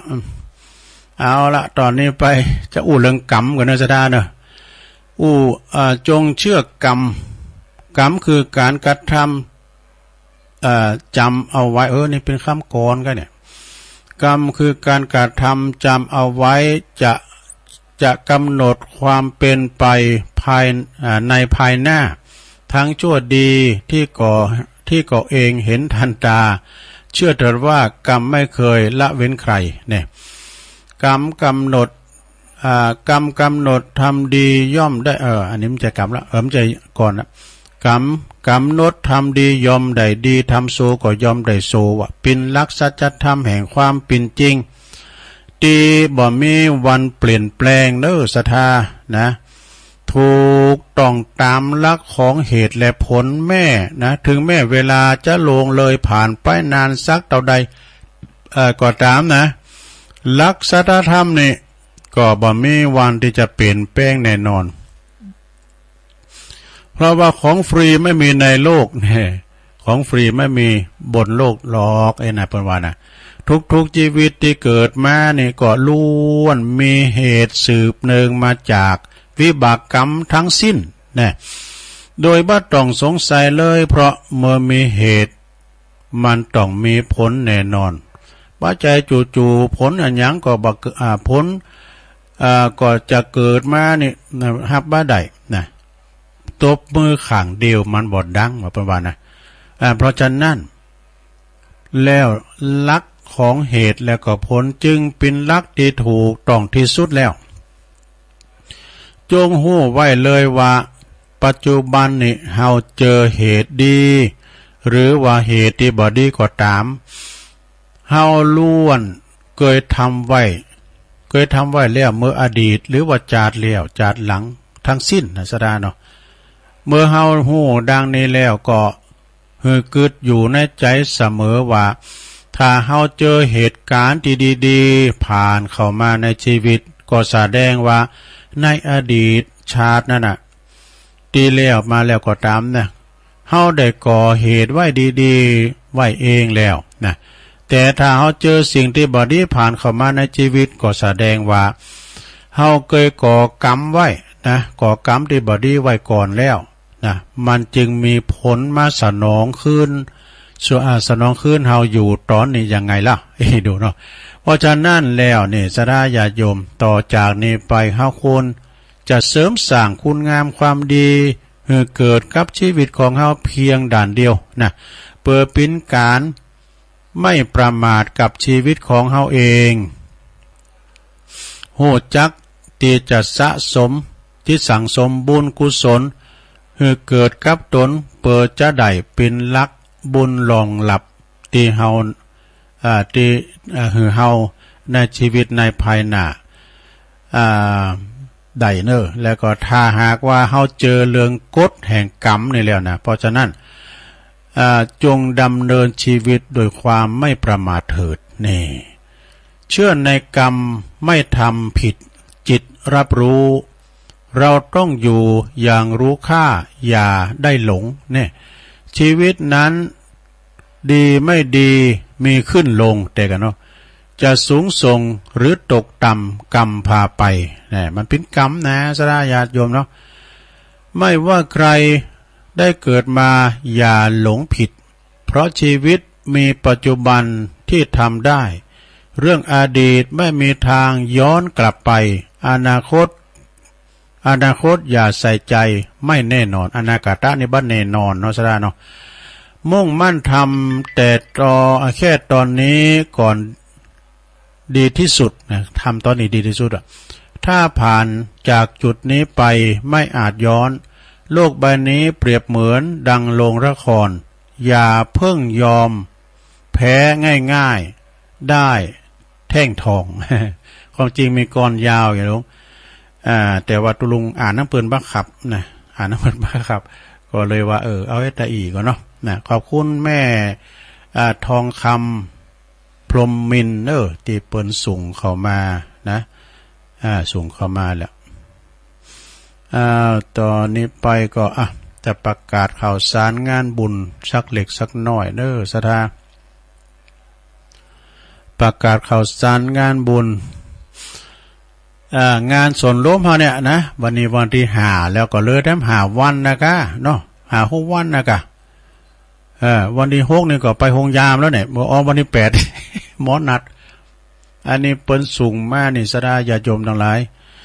ก็เฮาก็ควรจะเกมลดเกมคุณเกมสัมภาระหือพร้อมยาก้ามผ่าเม็ดก้านะปัจจัยก็เขียนไว้สัก10 ซองเด้อถ้าว่าซองซาวนี่ก็จะเสียงคือ200เนาะการเฮาใส่ร้อยนะก็จะเสียงปันนะการเฮาใส่ปันก็เสียงหมื่น เอาตามฐานะเด้อจะไปเบียดเบียนครอบครัวแล้วคุณตัวเก่าเฮาตามอัตภาพเนอะสระตามอัตภาพก็คือตามเจตนาเฮากินต้านหยังก็จางเด้อจะไปเอาเปรียบเอาท้ากันนะโอ้ยอิ่มมาเขาสูพอเขาตุกเลยเขาหับสังเกตนี่นะปัญหากันไหนนะโอ้เอาก็เอาไอ้น่ะอันนี้ต้านเอาเปรียบเอาลิดกันเนาะนะแต่เจ้านี่ก็มีแม่จันทิพย์แสงทองเปิ้นอยู่ตำบลตาวังตานแม่จันทิพย์เนี่ยเปิ้นเป็นแม่ก้านางกาดเด้อนะเปิ้นก็โทรมาว่าอีแม่เขาได้กันนี่นะตู้นี่นะกันตู้นี่นะแล้วก็ฮับเป็นโต๊ะจีนแถม1 ชุด1,500โอ้ขอบคุณเด้อ คณะของเปิ้นก็ฮับอันโต๊ะจีนที่เปิ้นถวายเพลแถม1 ชุด 1,000ความจริง1,200นะเปิ้นว่า1,500ก็เอาเพิ่มหั่นน่ะเนาะเพิ่มหั่นน่ะไปแจ้งความจำนงบุญเด้อบึกก็จะเขียนไลน์ไปบอกให้ท่านพระครูว่าแม่จันทิพย์แสงทองนี่อยู่ป่าเหวเนาะตังโบกโคกพุ่นน่ะตำบลต้าวังตาลอำเภอสารปีเนาะ1 กันแล้วก็1 กันตู่ก็เริ่มแจ้งกันมาโดยศรัทธาญาติโยมนะรถกี่กันก็แจ้งให้ตั้งพระครูว่าจะไปกันกี่กันโลมโตกันนะลุงโตหรือยังไอ้น่ะเปิ้นก็บอกว่าเนื่องโดยคณะพระสงฆ์นักเผยแผ่ธรรมะและก็คณะศรัทธากลุ่มคืนสีขาวบัจจัยสีขาวหลากสีก็ตามเนอะเปิ้นเจิญโลมสืบสารประเพณีส่งเสริมพระพุทธศาสนาถวายเต้นวาสาในเขตอำเภอฝางเก่าวัดเนอะณที่วัดพระบาทอุดมตำบลเวงอำเภอฝางจังหวัดเชียงใหม่เปิ้นว่าเจิญโลมทำบุญเดินทางพร้อมเพรียงกันในวันที่13นะ13 สิงหาคมหลังวันแม่1 วันอาจารย์พระครูว่าไผมีสุดสีฟ้าก็ใส่สีฟ้านะถ้ามีก็สีขาวก็เน้นไปทางสีฟ้าวันแม่หรอ ก็มันมีก็เอาแต่ไปใส่ชุดดำก่อนแล้วก็ได้เอาสีขาวไปก็ได้นะซึ่งกำหนดการก็รวมตัวกันไปถึงหันก่อน5:30นะรวมตัวกันที่ปั๊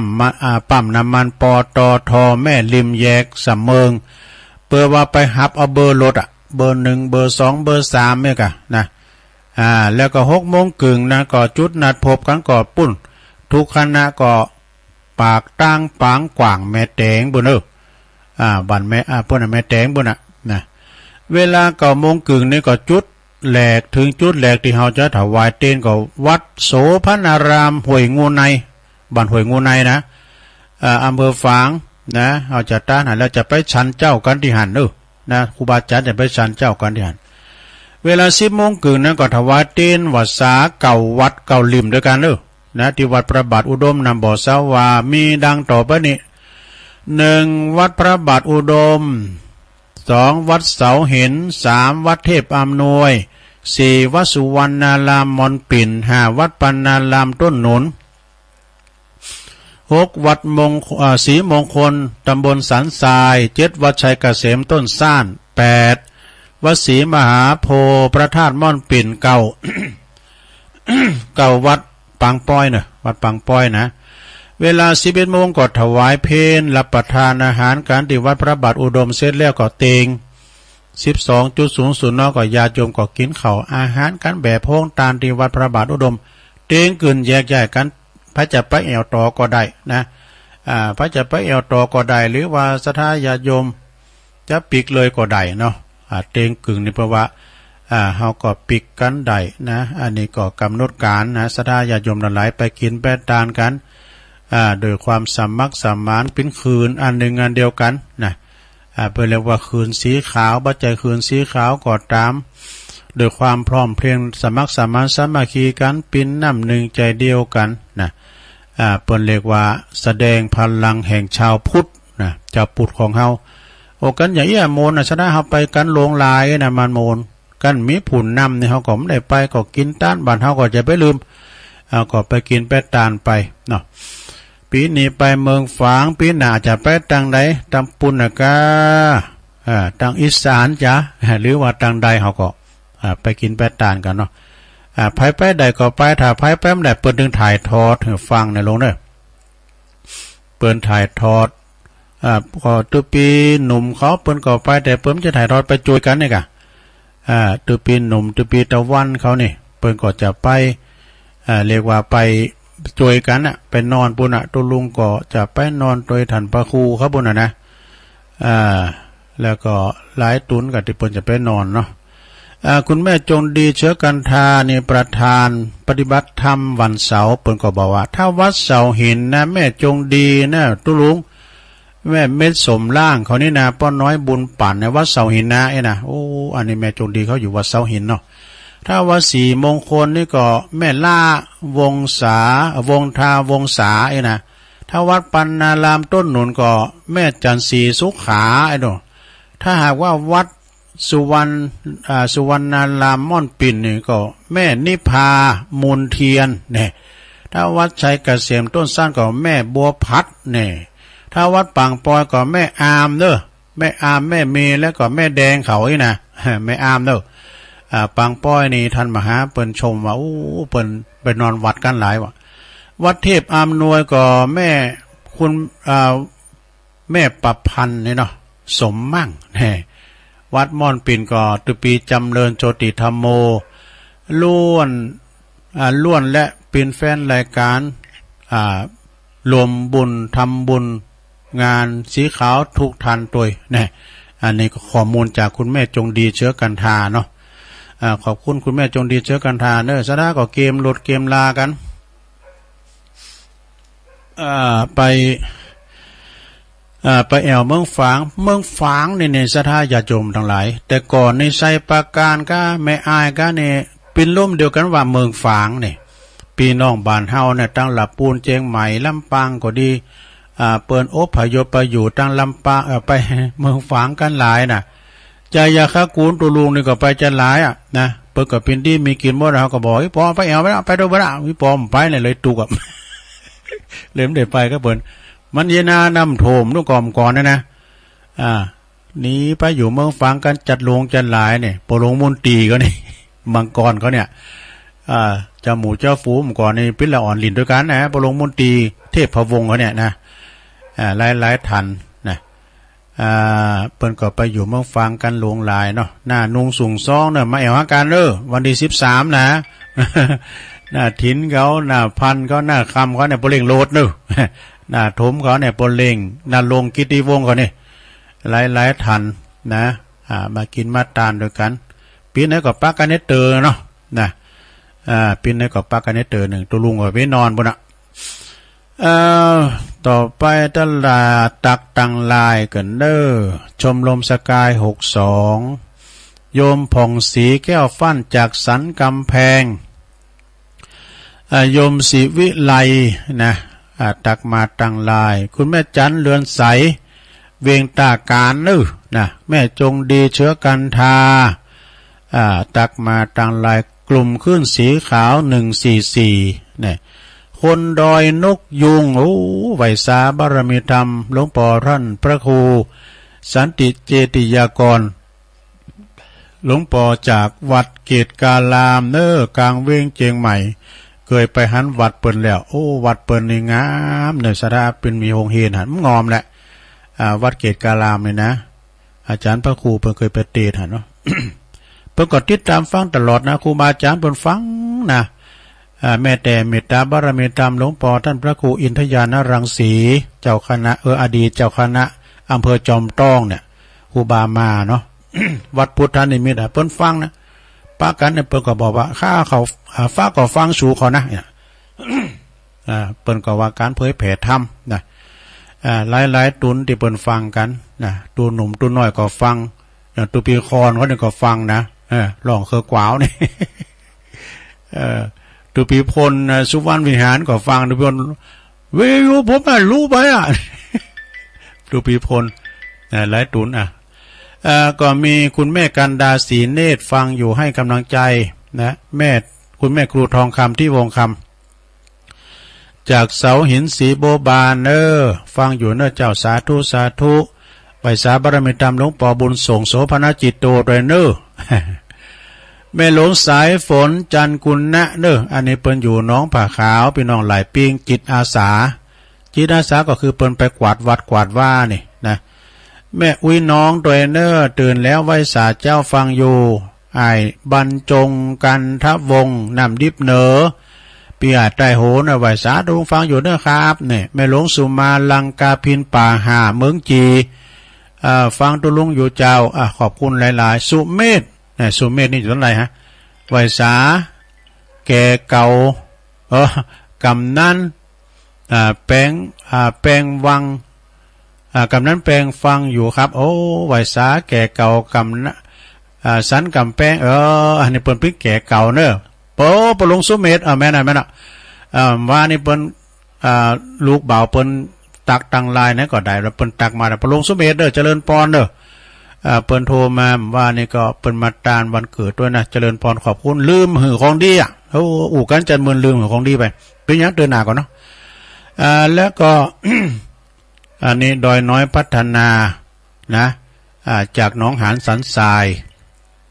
ฟังอยู่คุณแม่สิรินทิพย์บุญเลิศอันนี้อยู่กรุงเทพปุ่นนะอยู่กรุงเทพปุ่นเพิ่นฟังอยู่กับไวสาลงฟังอยู่เนื้อเจ้ากรุงเทพน้ำถมเนาะแม่ครูเกษินีนะก็ฟังอยู่อนุโมทนาสาธุคุณแม่จิรพันธ์โมป้อฟังอยู่ปุ้นแม่ขัดจานปุ่นนะเวียงป่าเป่าปุ่นน้องโบปุ่นนะชัดเจนดีแม่แดงอัมพรเต็นดอกไม้จอมตองนะแม่อัมพรนี่ก็ฟังตลอดเนอะนี่ก่อนชายน้อยฟังอยู่ครับอากาศดีครับอันนี้เพิ่นจะไปนอนด้วยกันเนอะปุ่นเมืองฝางปุ่นนะนี่ก่อนชายน้อยนี่นะหนองล่องโอ้ปหลวงมงคลมูลชีพเนอะพี่น้องน้องเอิกตื่นแล้วฟังอยู่ครับเพลงบะเก่ามนดีนะขอบคุณปหลวงเนอะปหลวงรวยเฮานะสอทอนี่โยมยุพินหอมมาลาปีน้อยได้ฟังจากบ้านแม่หยวกนะกลางเวียงเจียงใหม่นาสารากลางสาธุฟังอยู่ชัดเจนดีเจ้าโอ้ยายไข่แก้วยายไข่แก้วนี่จะมัดทำบุญวันเกิดวันที่12นี่นะก็มาเจ้าให้หน่อยกันเนาะ ยายไข่แก้วนี่เปิ้นมากูปีเปิ้นอยู่บ้านเซงเนอะตำบลบ้านแป้นอำเภอเมืองจังหวัดลำพูนไว้สาธุลุงฟังอยู่เจ้านะตั้งแต่ต้นสุดปลาย โอ้ท่านเจ้าอธิการวิชาสุจินโนเนอท่านประครูเฮาเนาะเจ้าคณะตำบลม่วงน้อยวัดป่าตานเจ้าคณะตำบลเฮาเนาะแล้วก็เจริญพรดังท่านอาจารย์ประครูสุทัศน์กันระวังโดยเนอมัคคณายกป่าตานเฮาแม่สุทัศน์ดีมูลแสนพรมทุ่งปีแสนพรมทุ่งปีนี่ก็อยู่แม่วางนะฮะ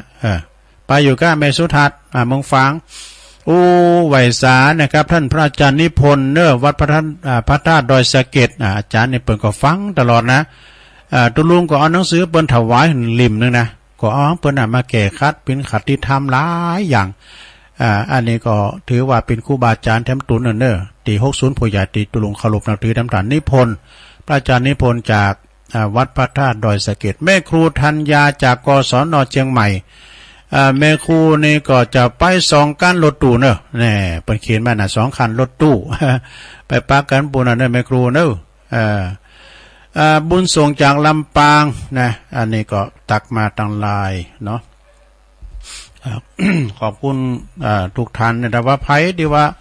โทรก็ถึงบัดแตนเบิ่นน่ะตุตักมาทางไลน์ส่งการ์ตูนมาก็ถึงหัวนะ หรือว่าจะสาธุอีกก็ถึงโผละตัวลุงก็จะอ่านตักตังลายเนาะสะดาเนาะเปิดเป็นการหือกำลังจิตกำลังใจซึ่งกันและกันไปนะ เอาละต่อไปจะเปิดสายแล้วเนอะจะเปิดสายแล้วนะไม่ใช้แต่โทรมาก็0899555606หลีวิทยุหน่อยเนอะแม่น้อยเนอะเจริญปอนเจ้าไว้ซาเจ้ามุดเราเขาว่าซานอต่อล็อกสองนะเจ้ามี3ตอนนะเจ้าในวงเหล่านั้นมีมิตรสายพอเฮาจะตายไผมานางเฝ้าก็มีลูกเมียปอเมียของเจ้าคนตีหักเฮาหักเต้บ่มีไผไหนมีปอกับเมตีหักเอาเต้เนินนายเลิกกินเฮ็ดเถอะที่เหล่าทั้งหลายใจโกรธจะไหว้ตายมาเล่งเจ้าจักเป็นตะแคงมดแทงกับเนาถ้าเฮากินเหล่าไปเมินถ้ากินเหล่านักว่าใดเงินเดินมันตึงบ่เมินว่าใดในเจ้าถ้าว่าตัวคือเลิกกินเหล่ากับขอว่าเนาตายเถ่าเนินนายเจ้าต้องยองวรกรรมเจ้าวันนี้ยายตะเปอธิการโสตยันโตนะเจ้าถ้าให้โสตด้วยนะเจ้า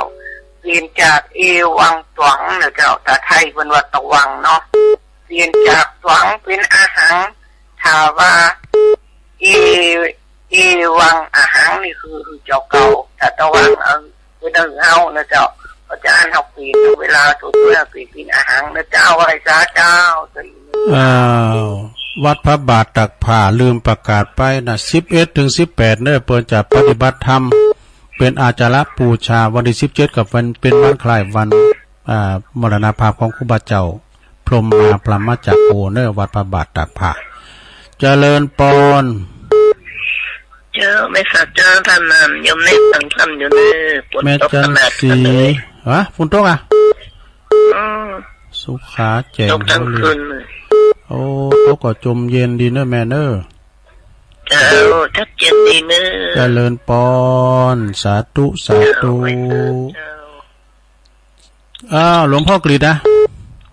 แปนแล้วหลวงพ่อกฤษเนาะหลายวันนะอาจารย์เนาะคิดถึงว่ะหลวงพ่อกฤษแล้วใกล้จะบิณฑบาตแล้ว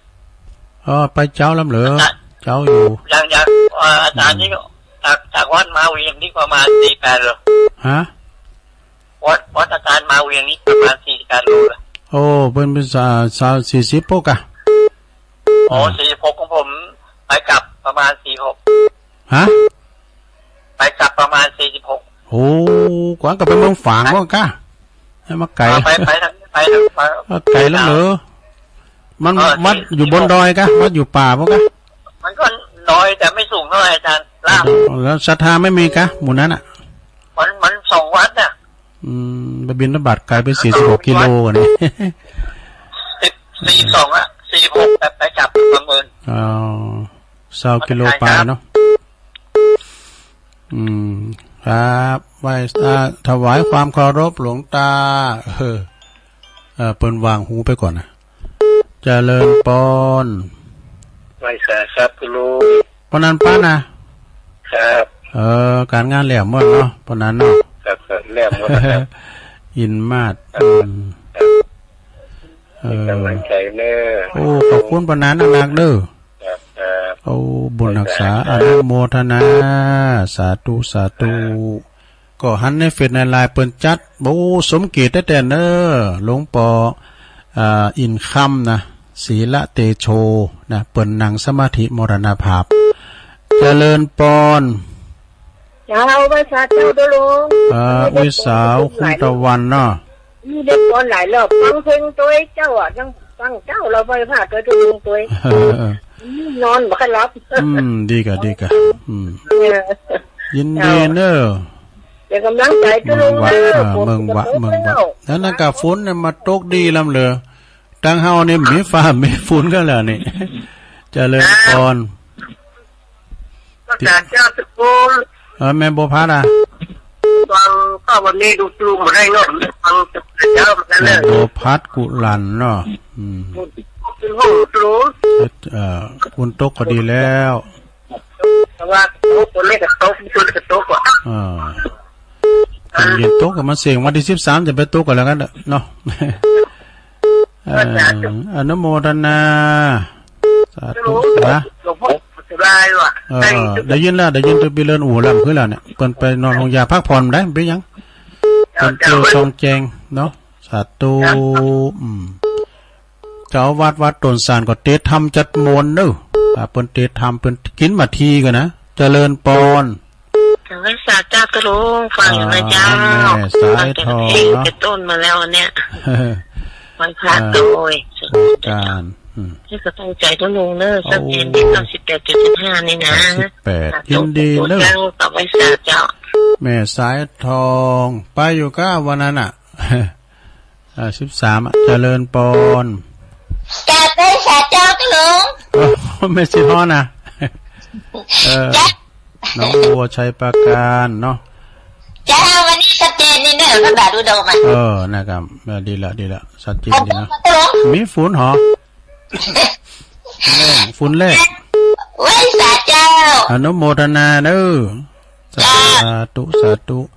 ตอนนี้ยังว่าฝุ่นนี่ตกอยากตกยินเนี่ยแต่วันใดก็แล้วเจริญปอน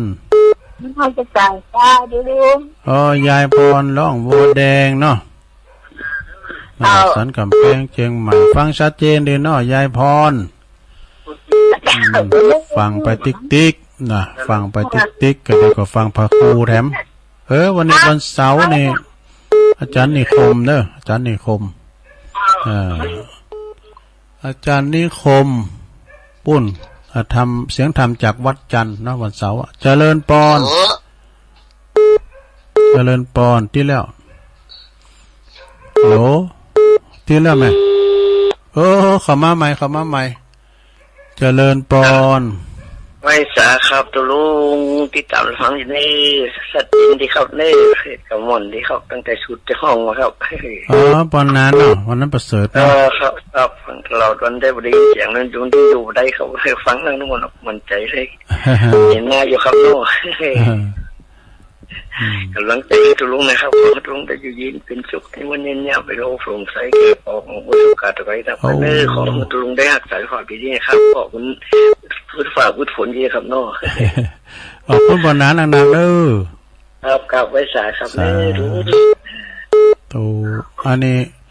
ปนนานไปอยู่นานไปตัวแทนจากวัดนานนะเนี่ยนะฟังสีคำเรดิโอขอบคุณเจ้าหน้าที่สีคำตัวเด้อเจริญปอนเจ้าแต่ว่าเจ้าตุลุงวันนี้ก็มีบุญทำวันนั้นเด้อตื่นขึ้นมาก็ได้ไหว้พระทำบุญกับตุลุงหมดยกวัดมาที่บ้านนะเจ้าแม่สุเพียรศิลาพรสิทธิยบ้านหงละปูนนะเจ้าตุลุงยินดีเนอะแม่สุแก้วไหว้ใส่นะตุลุงนะสาธุเจ้าก็แสดงความเสียใจกับวัดป่าหกฝ่าเด้อเปิ้นว่าถูกอัคคีภัยไฟใหม่แต่ก็เสียหลายเหมือนกันนะก็เนี่ยฟืนไฟเด้อจะไปจ่ายไฟหนักไฟลัดวงจรเจริญปอนไอ้เจ้าตุลุงไม่ฟังอยู่เนอะแม่โบพันแหละข้าวหงฟังให้กำลังใจตุลุงเนอะโอ้ดีกันเดี๋ยวแม่ก็ลูกหนึ่งเขาก็ไปทำบุญตักบาตรบาทเนี่ยเจ้าดีแล้วพุทโธบุญมาจูถึงบาทนะใส่บาทเนี่ยเป็นลาเต้คนมาทุกวันเลยนะดีแล้วนะใส่บาทมันอยู่บนทางบนดอยนี่ได้มันลงมาจะกำลังจะลงหน้าเจ้าสาธุนี่แม่แตงเนาะใส่บาตรญาติปกกันไปถึงวันพระวันศีลก็ไปวัดไปวากันเนาะ08995560506สมณเณรเอาลักนิมนต์เลยครับกราบไหว้สาของลุงนะครับกรรมะอัตตาเมชีวิตตังจติอันกรรมนั้นมัน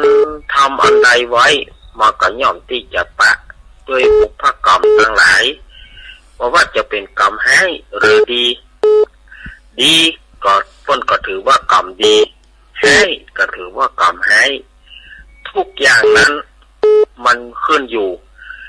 เหมือนพระพุทธเจ้าเพิ่นได้ตรัสว่ากุศลธรรมกุศลใดที่ทำดีแล้วอกุศลธรรม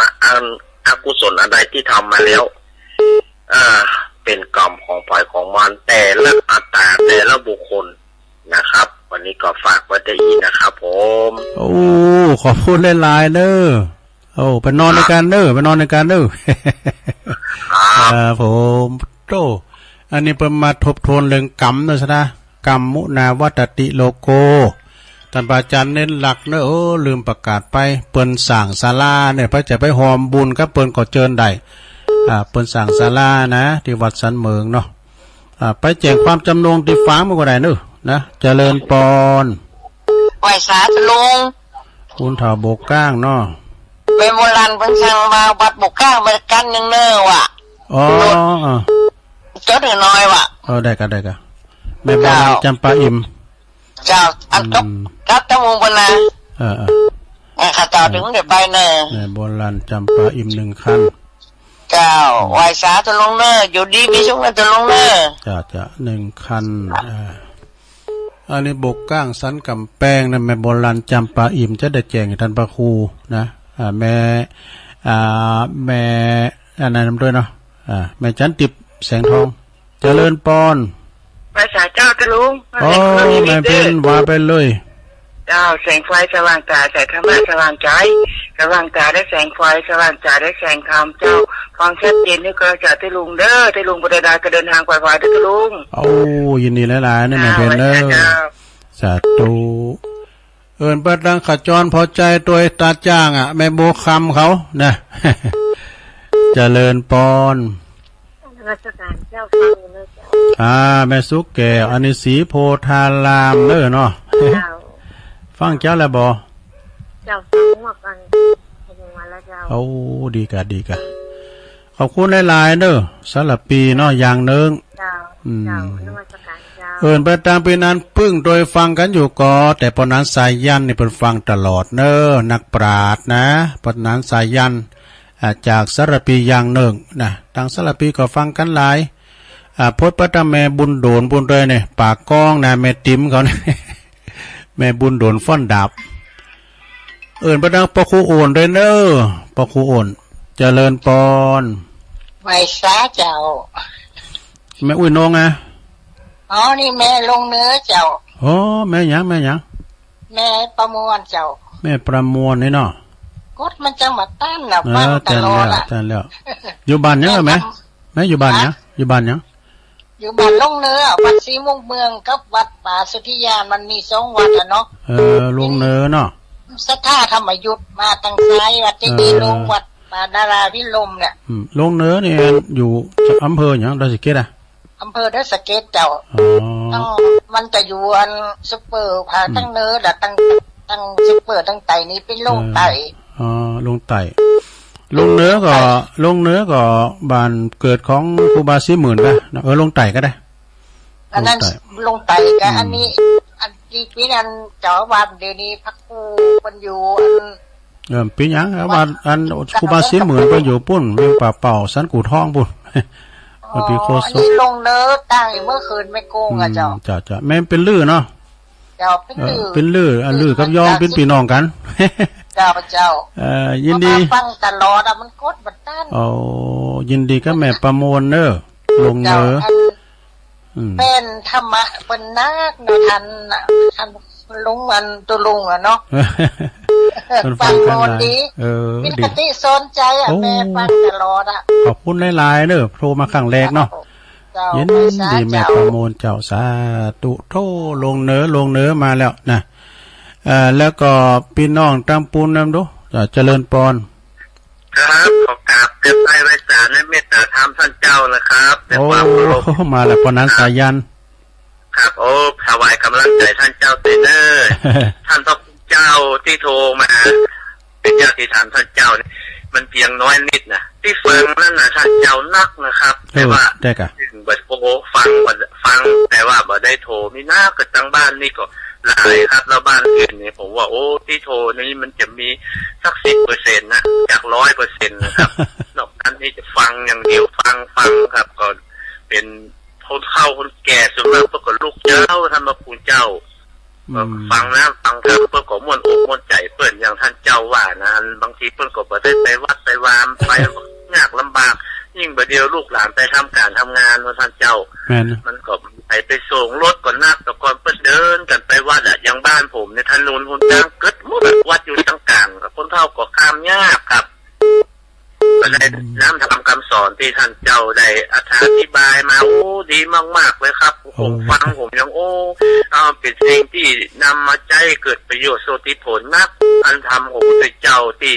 ท่านเจ้านำมาอันเทศนานะครับถึงแม้ว่าจะเป็นธรรมใบลานฟังแล้วก็ยังได้ความหมายได้คติสอนใจได้อุทาหรณ์ลึกซึ้งอยู่ครับมันจึงแบบได้เบื่อครับท่านเจ้าแม้แต่ทำไรโพดทำตั้งแต่เป็นละอ่อนหรือคนใหญ่ฟังที่ใดก็ได้คติตอนนั้นเลยครับท่านมันเป็นอัศจรรย์ของคำสั่งสอนของพุทธเจ้าว่าเป็นเป็นอนุสาสนีปฏิญาณอย่างยิ่งครับท่านพุทธเจ้านะครับท่านพระคุณเจ้าถึงแม้จะได้ฟังหลายครั้งก็ยังดีตลอดครับโอ้ม่วนอกม่วนใจนะท่านเจ้าขอถวายความเคารพนะครับท่านพระคุณเจ้าครับไว้สาธุขอบคุณเต้ๆปอนนั้นสายยันอย่างหนึ่งสารปีโทษนี่นักปราชญ์เป็นมาหยอดยาหอมดูลงโต้มีกำลังใจทำจัดหลายนะ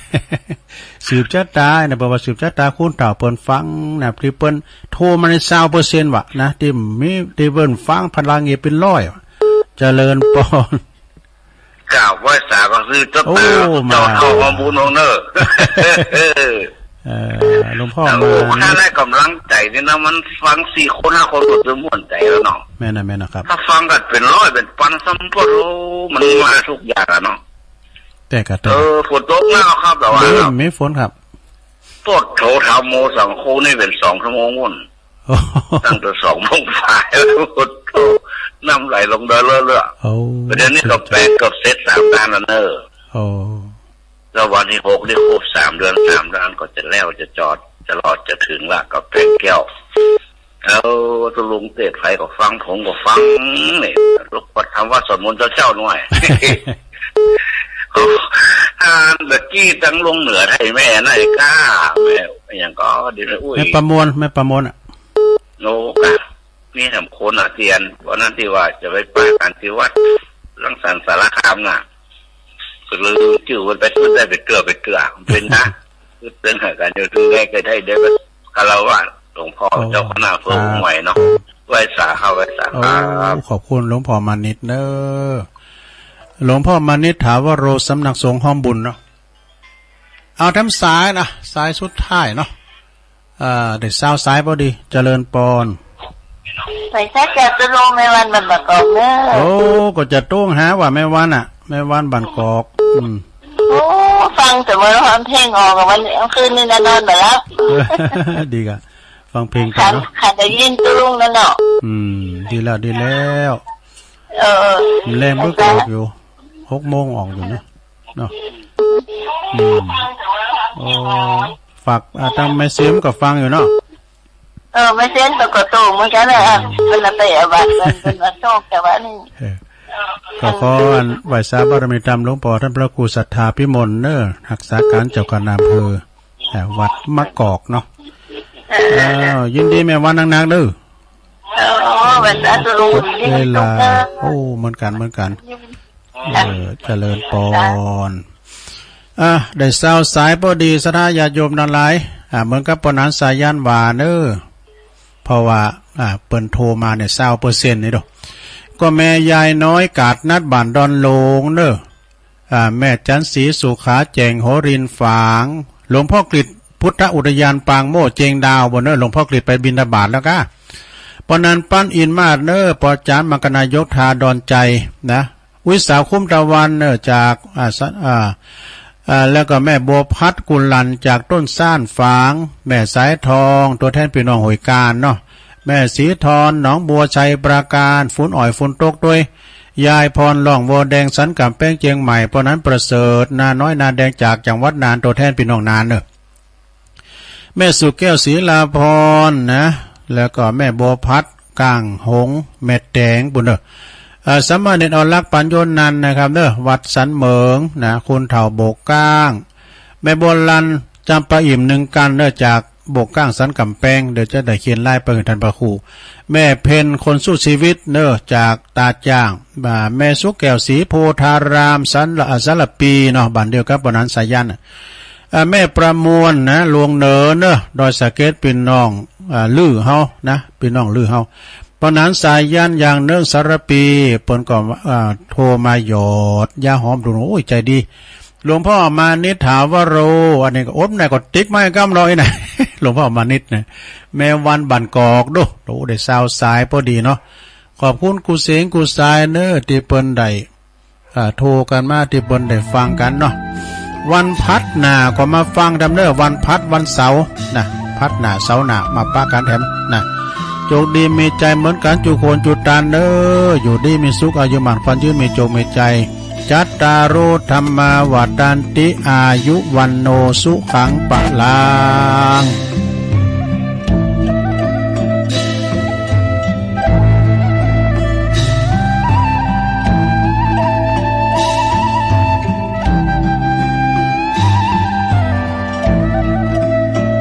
ท่านสาธุชนทั้งหลายวันนี้รายการธรรมะคลายทุกข์ก็ได้มาพบกับญาติโยมสาธุชนทั้งหลายตามปกติเช่นเคยญาติโยมสาธุชนทั้งหลายวันเวลาที่ผ่านไปนะก็ไม่ได้ผ่านไปตั้งแต่วันเวลานะที่เรารู้กันวันเวลาผ่านไปราตรีก็ย่อมผ่านไปชั้นแห่งวัยเราก็ล่วงเลยไปวันเวลาผ่านไปเราก็ใกล้จุดหมายปลายทางคือความแก่ความแก่ปรากฏความตายมันก็กระชั้นชิดติดมาโดยลำดับถ้าเราไม่นึกถึงสิ่งเหล่านี้บางทีเราก็ลืมตนลืมนึกถึงความแก่บางทีเราก็เพลินหลงอยู่ในโลกเราก็ตายไม่เป็น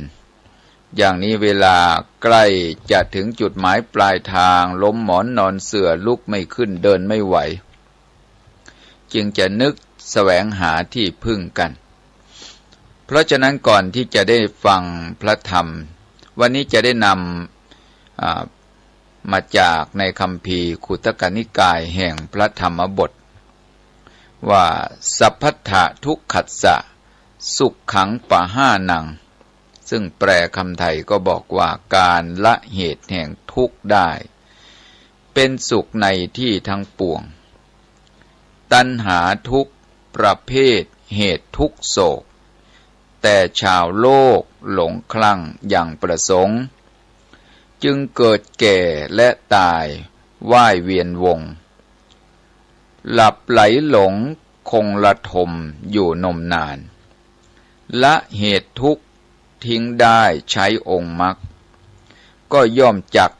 เจอเปรมเกษมสารมีความสุขสดใสในดวงมารทุกทินฐานผ่านทุกสุขนิรันดร์ตัวตัณหาเนี่ยมันเป็นตัวรากแก้วหรือเป็นตัวก่อเหตุให้เกิดทุกข์ความทุกข์ทั้งหลายเนี่ยมันมาจากตัวตัณหาเป็นมูลมีตัณหาเป็นรากแก้วเราทะเยอทะยานแม้จะสร้างคุณงามความดีเราก็ต้องปรารถนาทุกข์ปรารถนาขันธ์ปรารถนาการเกิดเช่นว่าเราสร้าง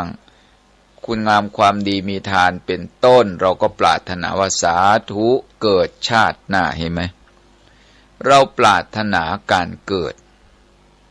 การปรารถนาการเกิดก็ชื่อว่าปรารถนาขันธ์การปรารถนาการเกิดก็ชื่อว่ายินดีในทุกข์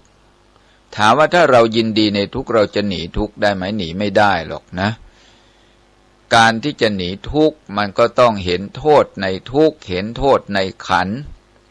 เพราะการเกิดเนี่ยมันเป็นเหตุนำทุกข์มาให้ทุกข์เนี่ยมันเป็นตัวผลนะ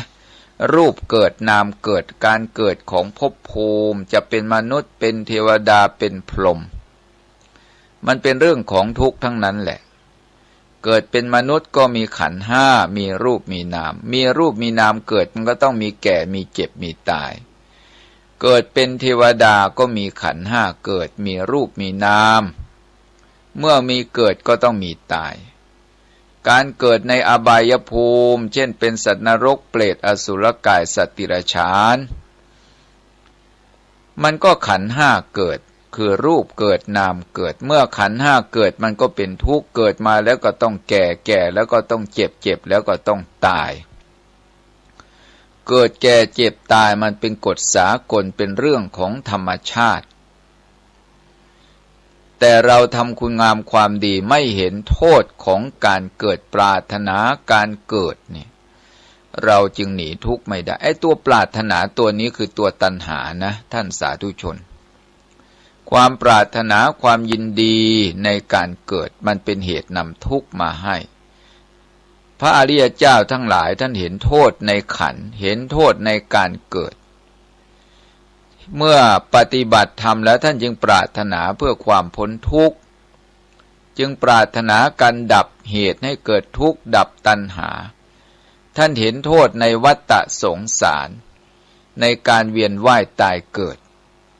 พระพุทธเจ้าจึงตรัสอยู่เสมอว่าภิกขเวดูก่อนภิกขุผู้เห็นภัยในวัฏฏะสงสารทั้งหลายพระอริยเจ้าทั้งหลายท่านเห็นโทษในความแก่ความเจ็บและความตายเห็นโทษในสังสารวัฏที่จะต้องเวียนว่ายตายเกิดพระอริยเจ้าทั้งหลายท่านเห็นการเกิดเป็นทุกข์แต่ปุถุชนทั้งหลายไม่เห็นโทษในการเกิดจึงปรารถนาการเกิดปรารถนาขันธ์สาธุเกิดชาติหน้าว่าอย่างนั้นการปรารถนาการเกิดก็ชื่อว่ายินดีในทุกข์แล้วเราจะหนีทุกข์ได้ไหมอย่างนี้มันหนีไม่ได้การจะหนีทุกข์เราก็ต้องปรารถนาดับทุกข์ไอ้ความปรารถนาดับทุกข์ต้องเห็นโทษเห็นภัยในวัฏฏะสงสารวัฏฏะสงสารการเวียนตายเวียนเกิดเราหนีไม่พ้นนะฮะหนีไม่พ้นถ้าเราไม่เจริญวิปัสสนาไม่เจริญองค์มรรคถ้าเราเจริญวิปัสสนาเจริญองค์มรรคแล้วมันก็จะทำให้เรานั้นเห็นโทษในการเวียนว่ายตายเกิดในวัฏฏะสงสารนี่ไม่มีที่สิ้นสุดเพราะฉะนั้นถ้าเราขนขวายแสวงหา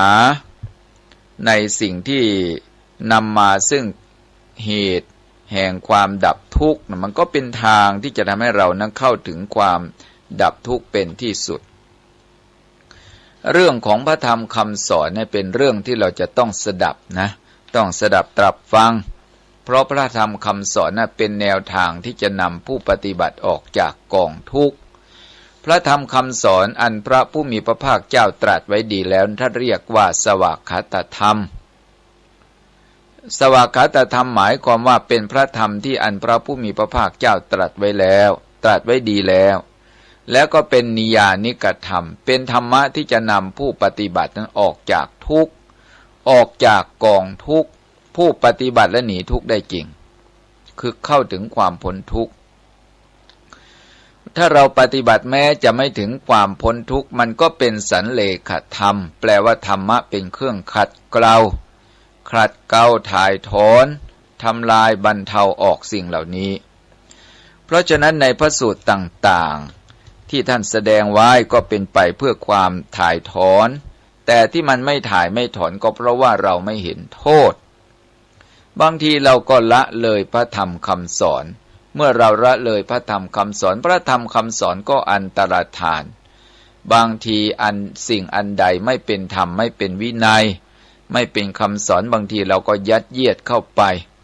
ในที่สุดสัทธรรมปฏิรูปเกิดขึ้นพระสัทธรรมคำสอนก็ลบเลือนเลอะเลือนไปบางทีเราไม่ได้ปฏิบัติตามพระไตรปิฎกอัตถกถาและฎีกาเราก็ไปยึดหลักครูบาอาจารย์ไปยึดหลักครูบาอาจารย์ครูบาอาจารย์ไปนั่งทับนั่งบังพระรัตนตรัยเสียการปฏิบัติธรรมก็จะเลยเดินออกนอกทางไปอาตมาได้ไปอ่านพระไตรปิฎกในคัมภีร์สังยุตตนิกายนิทานวรรคในพระสูตรนี้ท่านเรียกว่าอานิสูตรนะสูตรที่พูดถึงเรื่องลิ่มสลักในญาติโยมเรื่องนี้ปรากฏอยู่ใน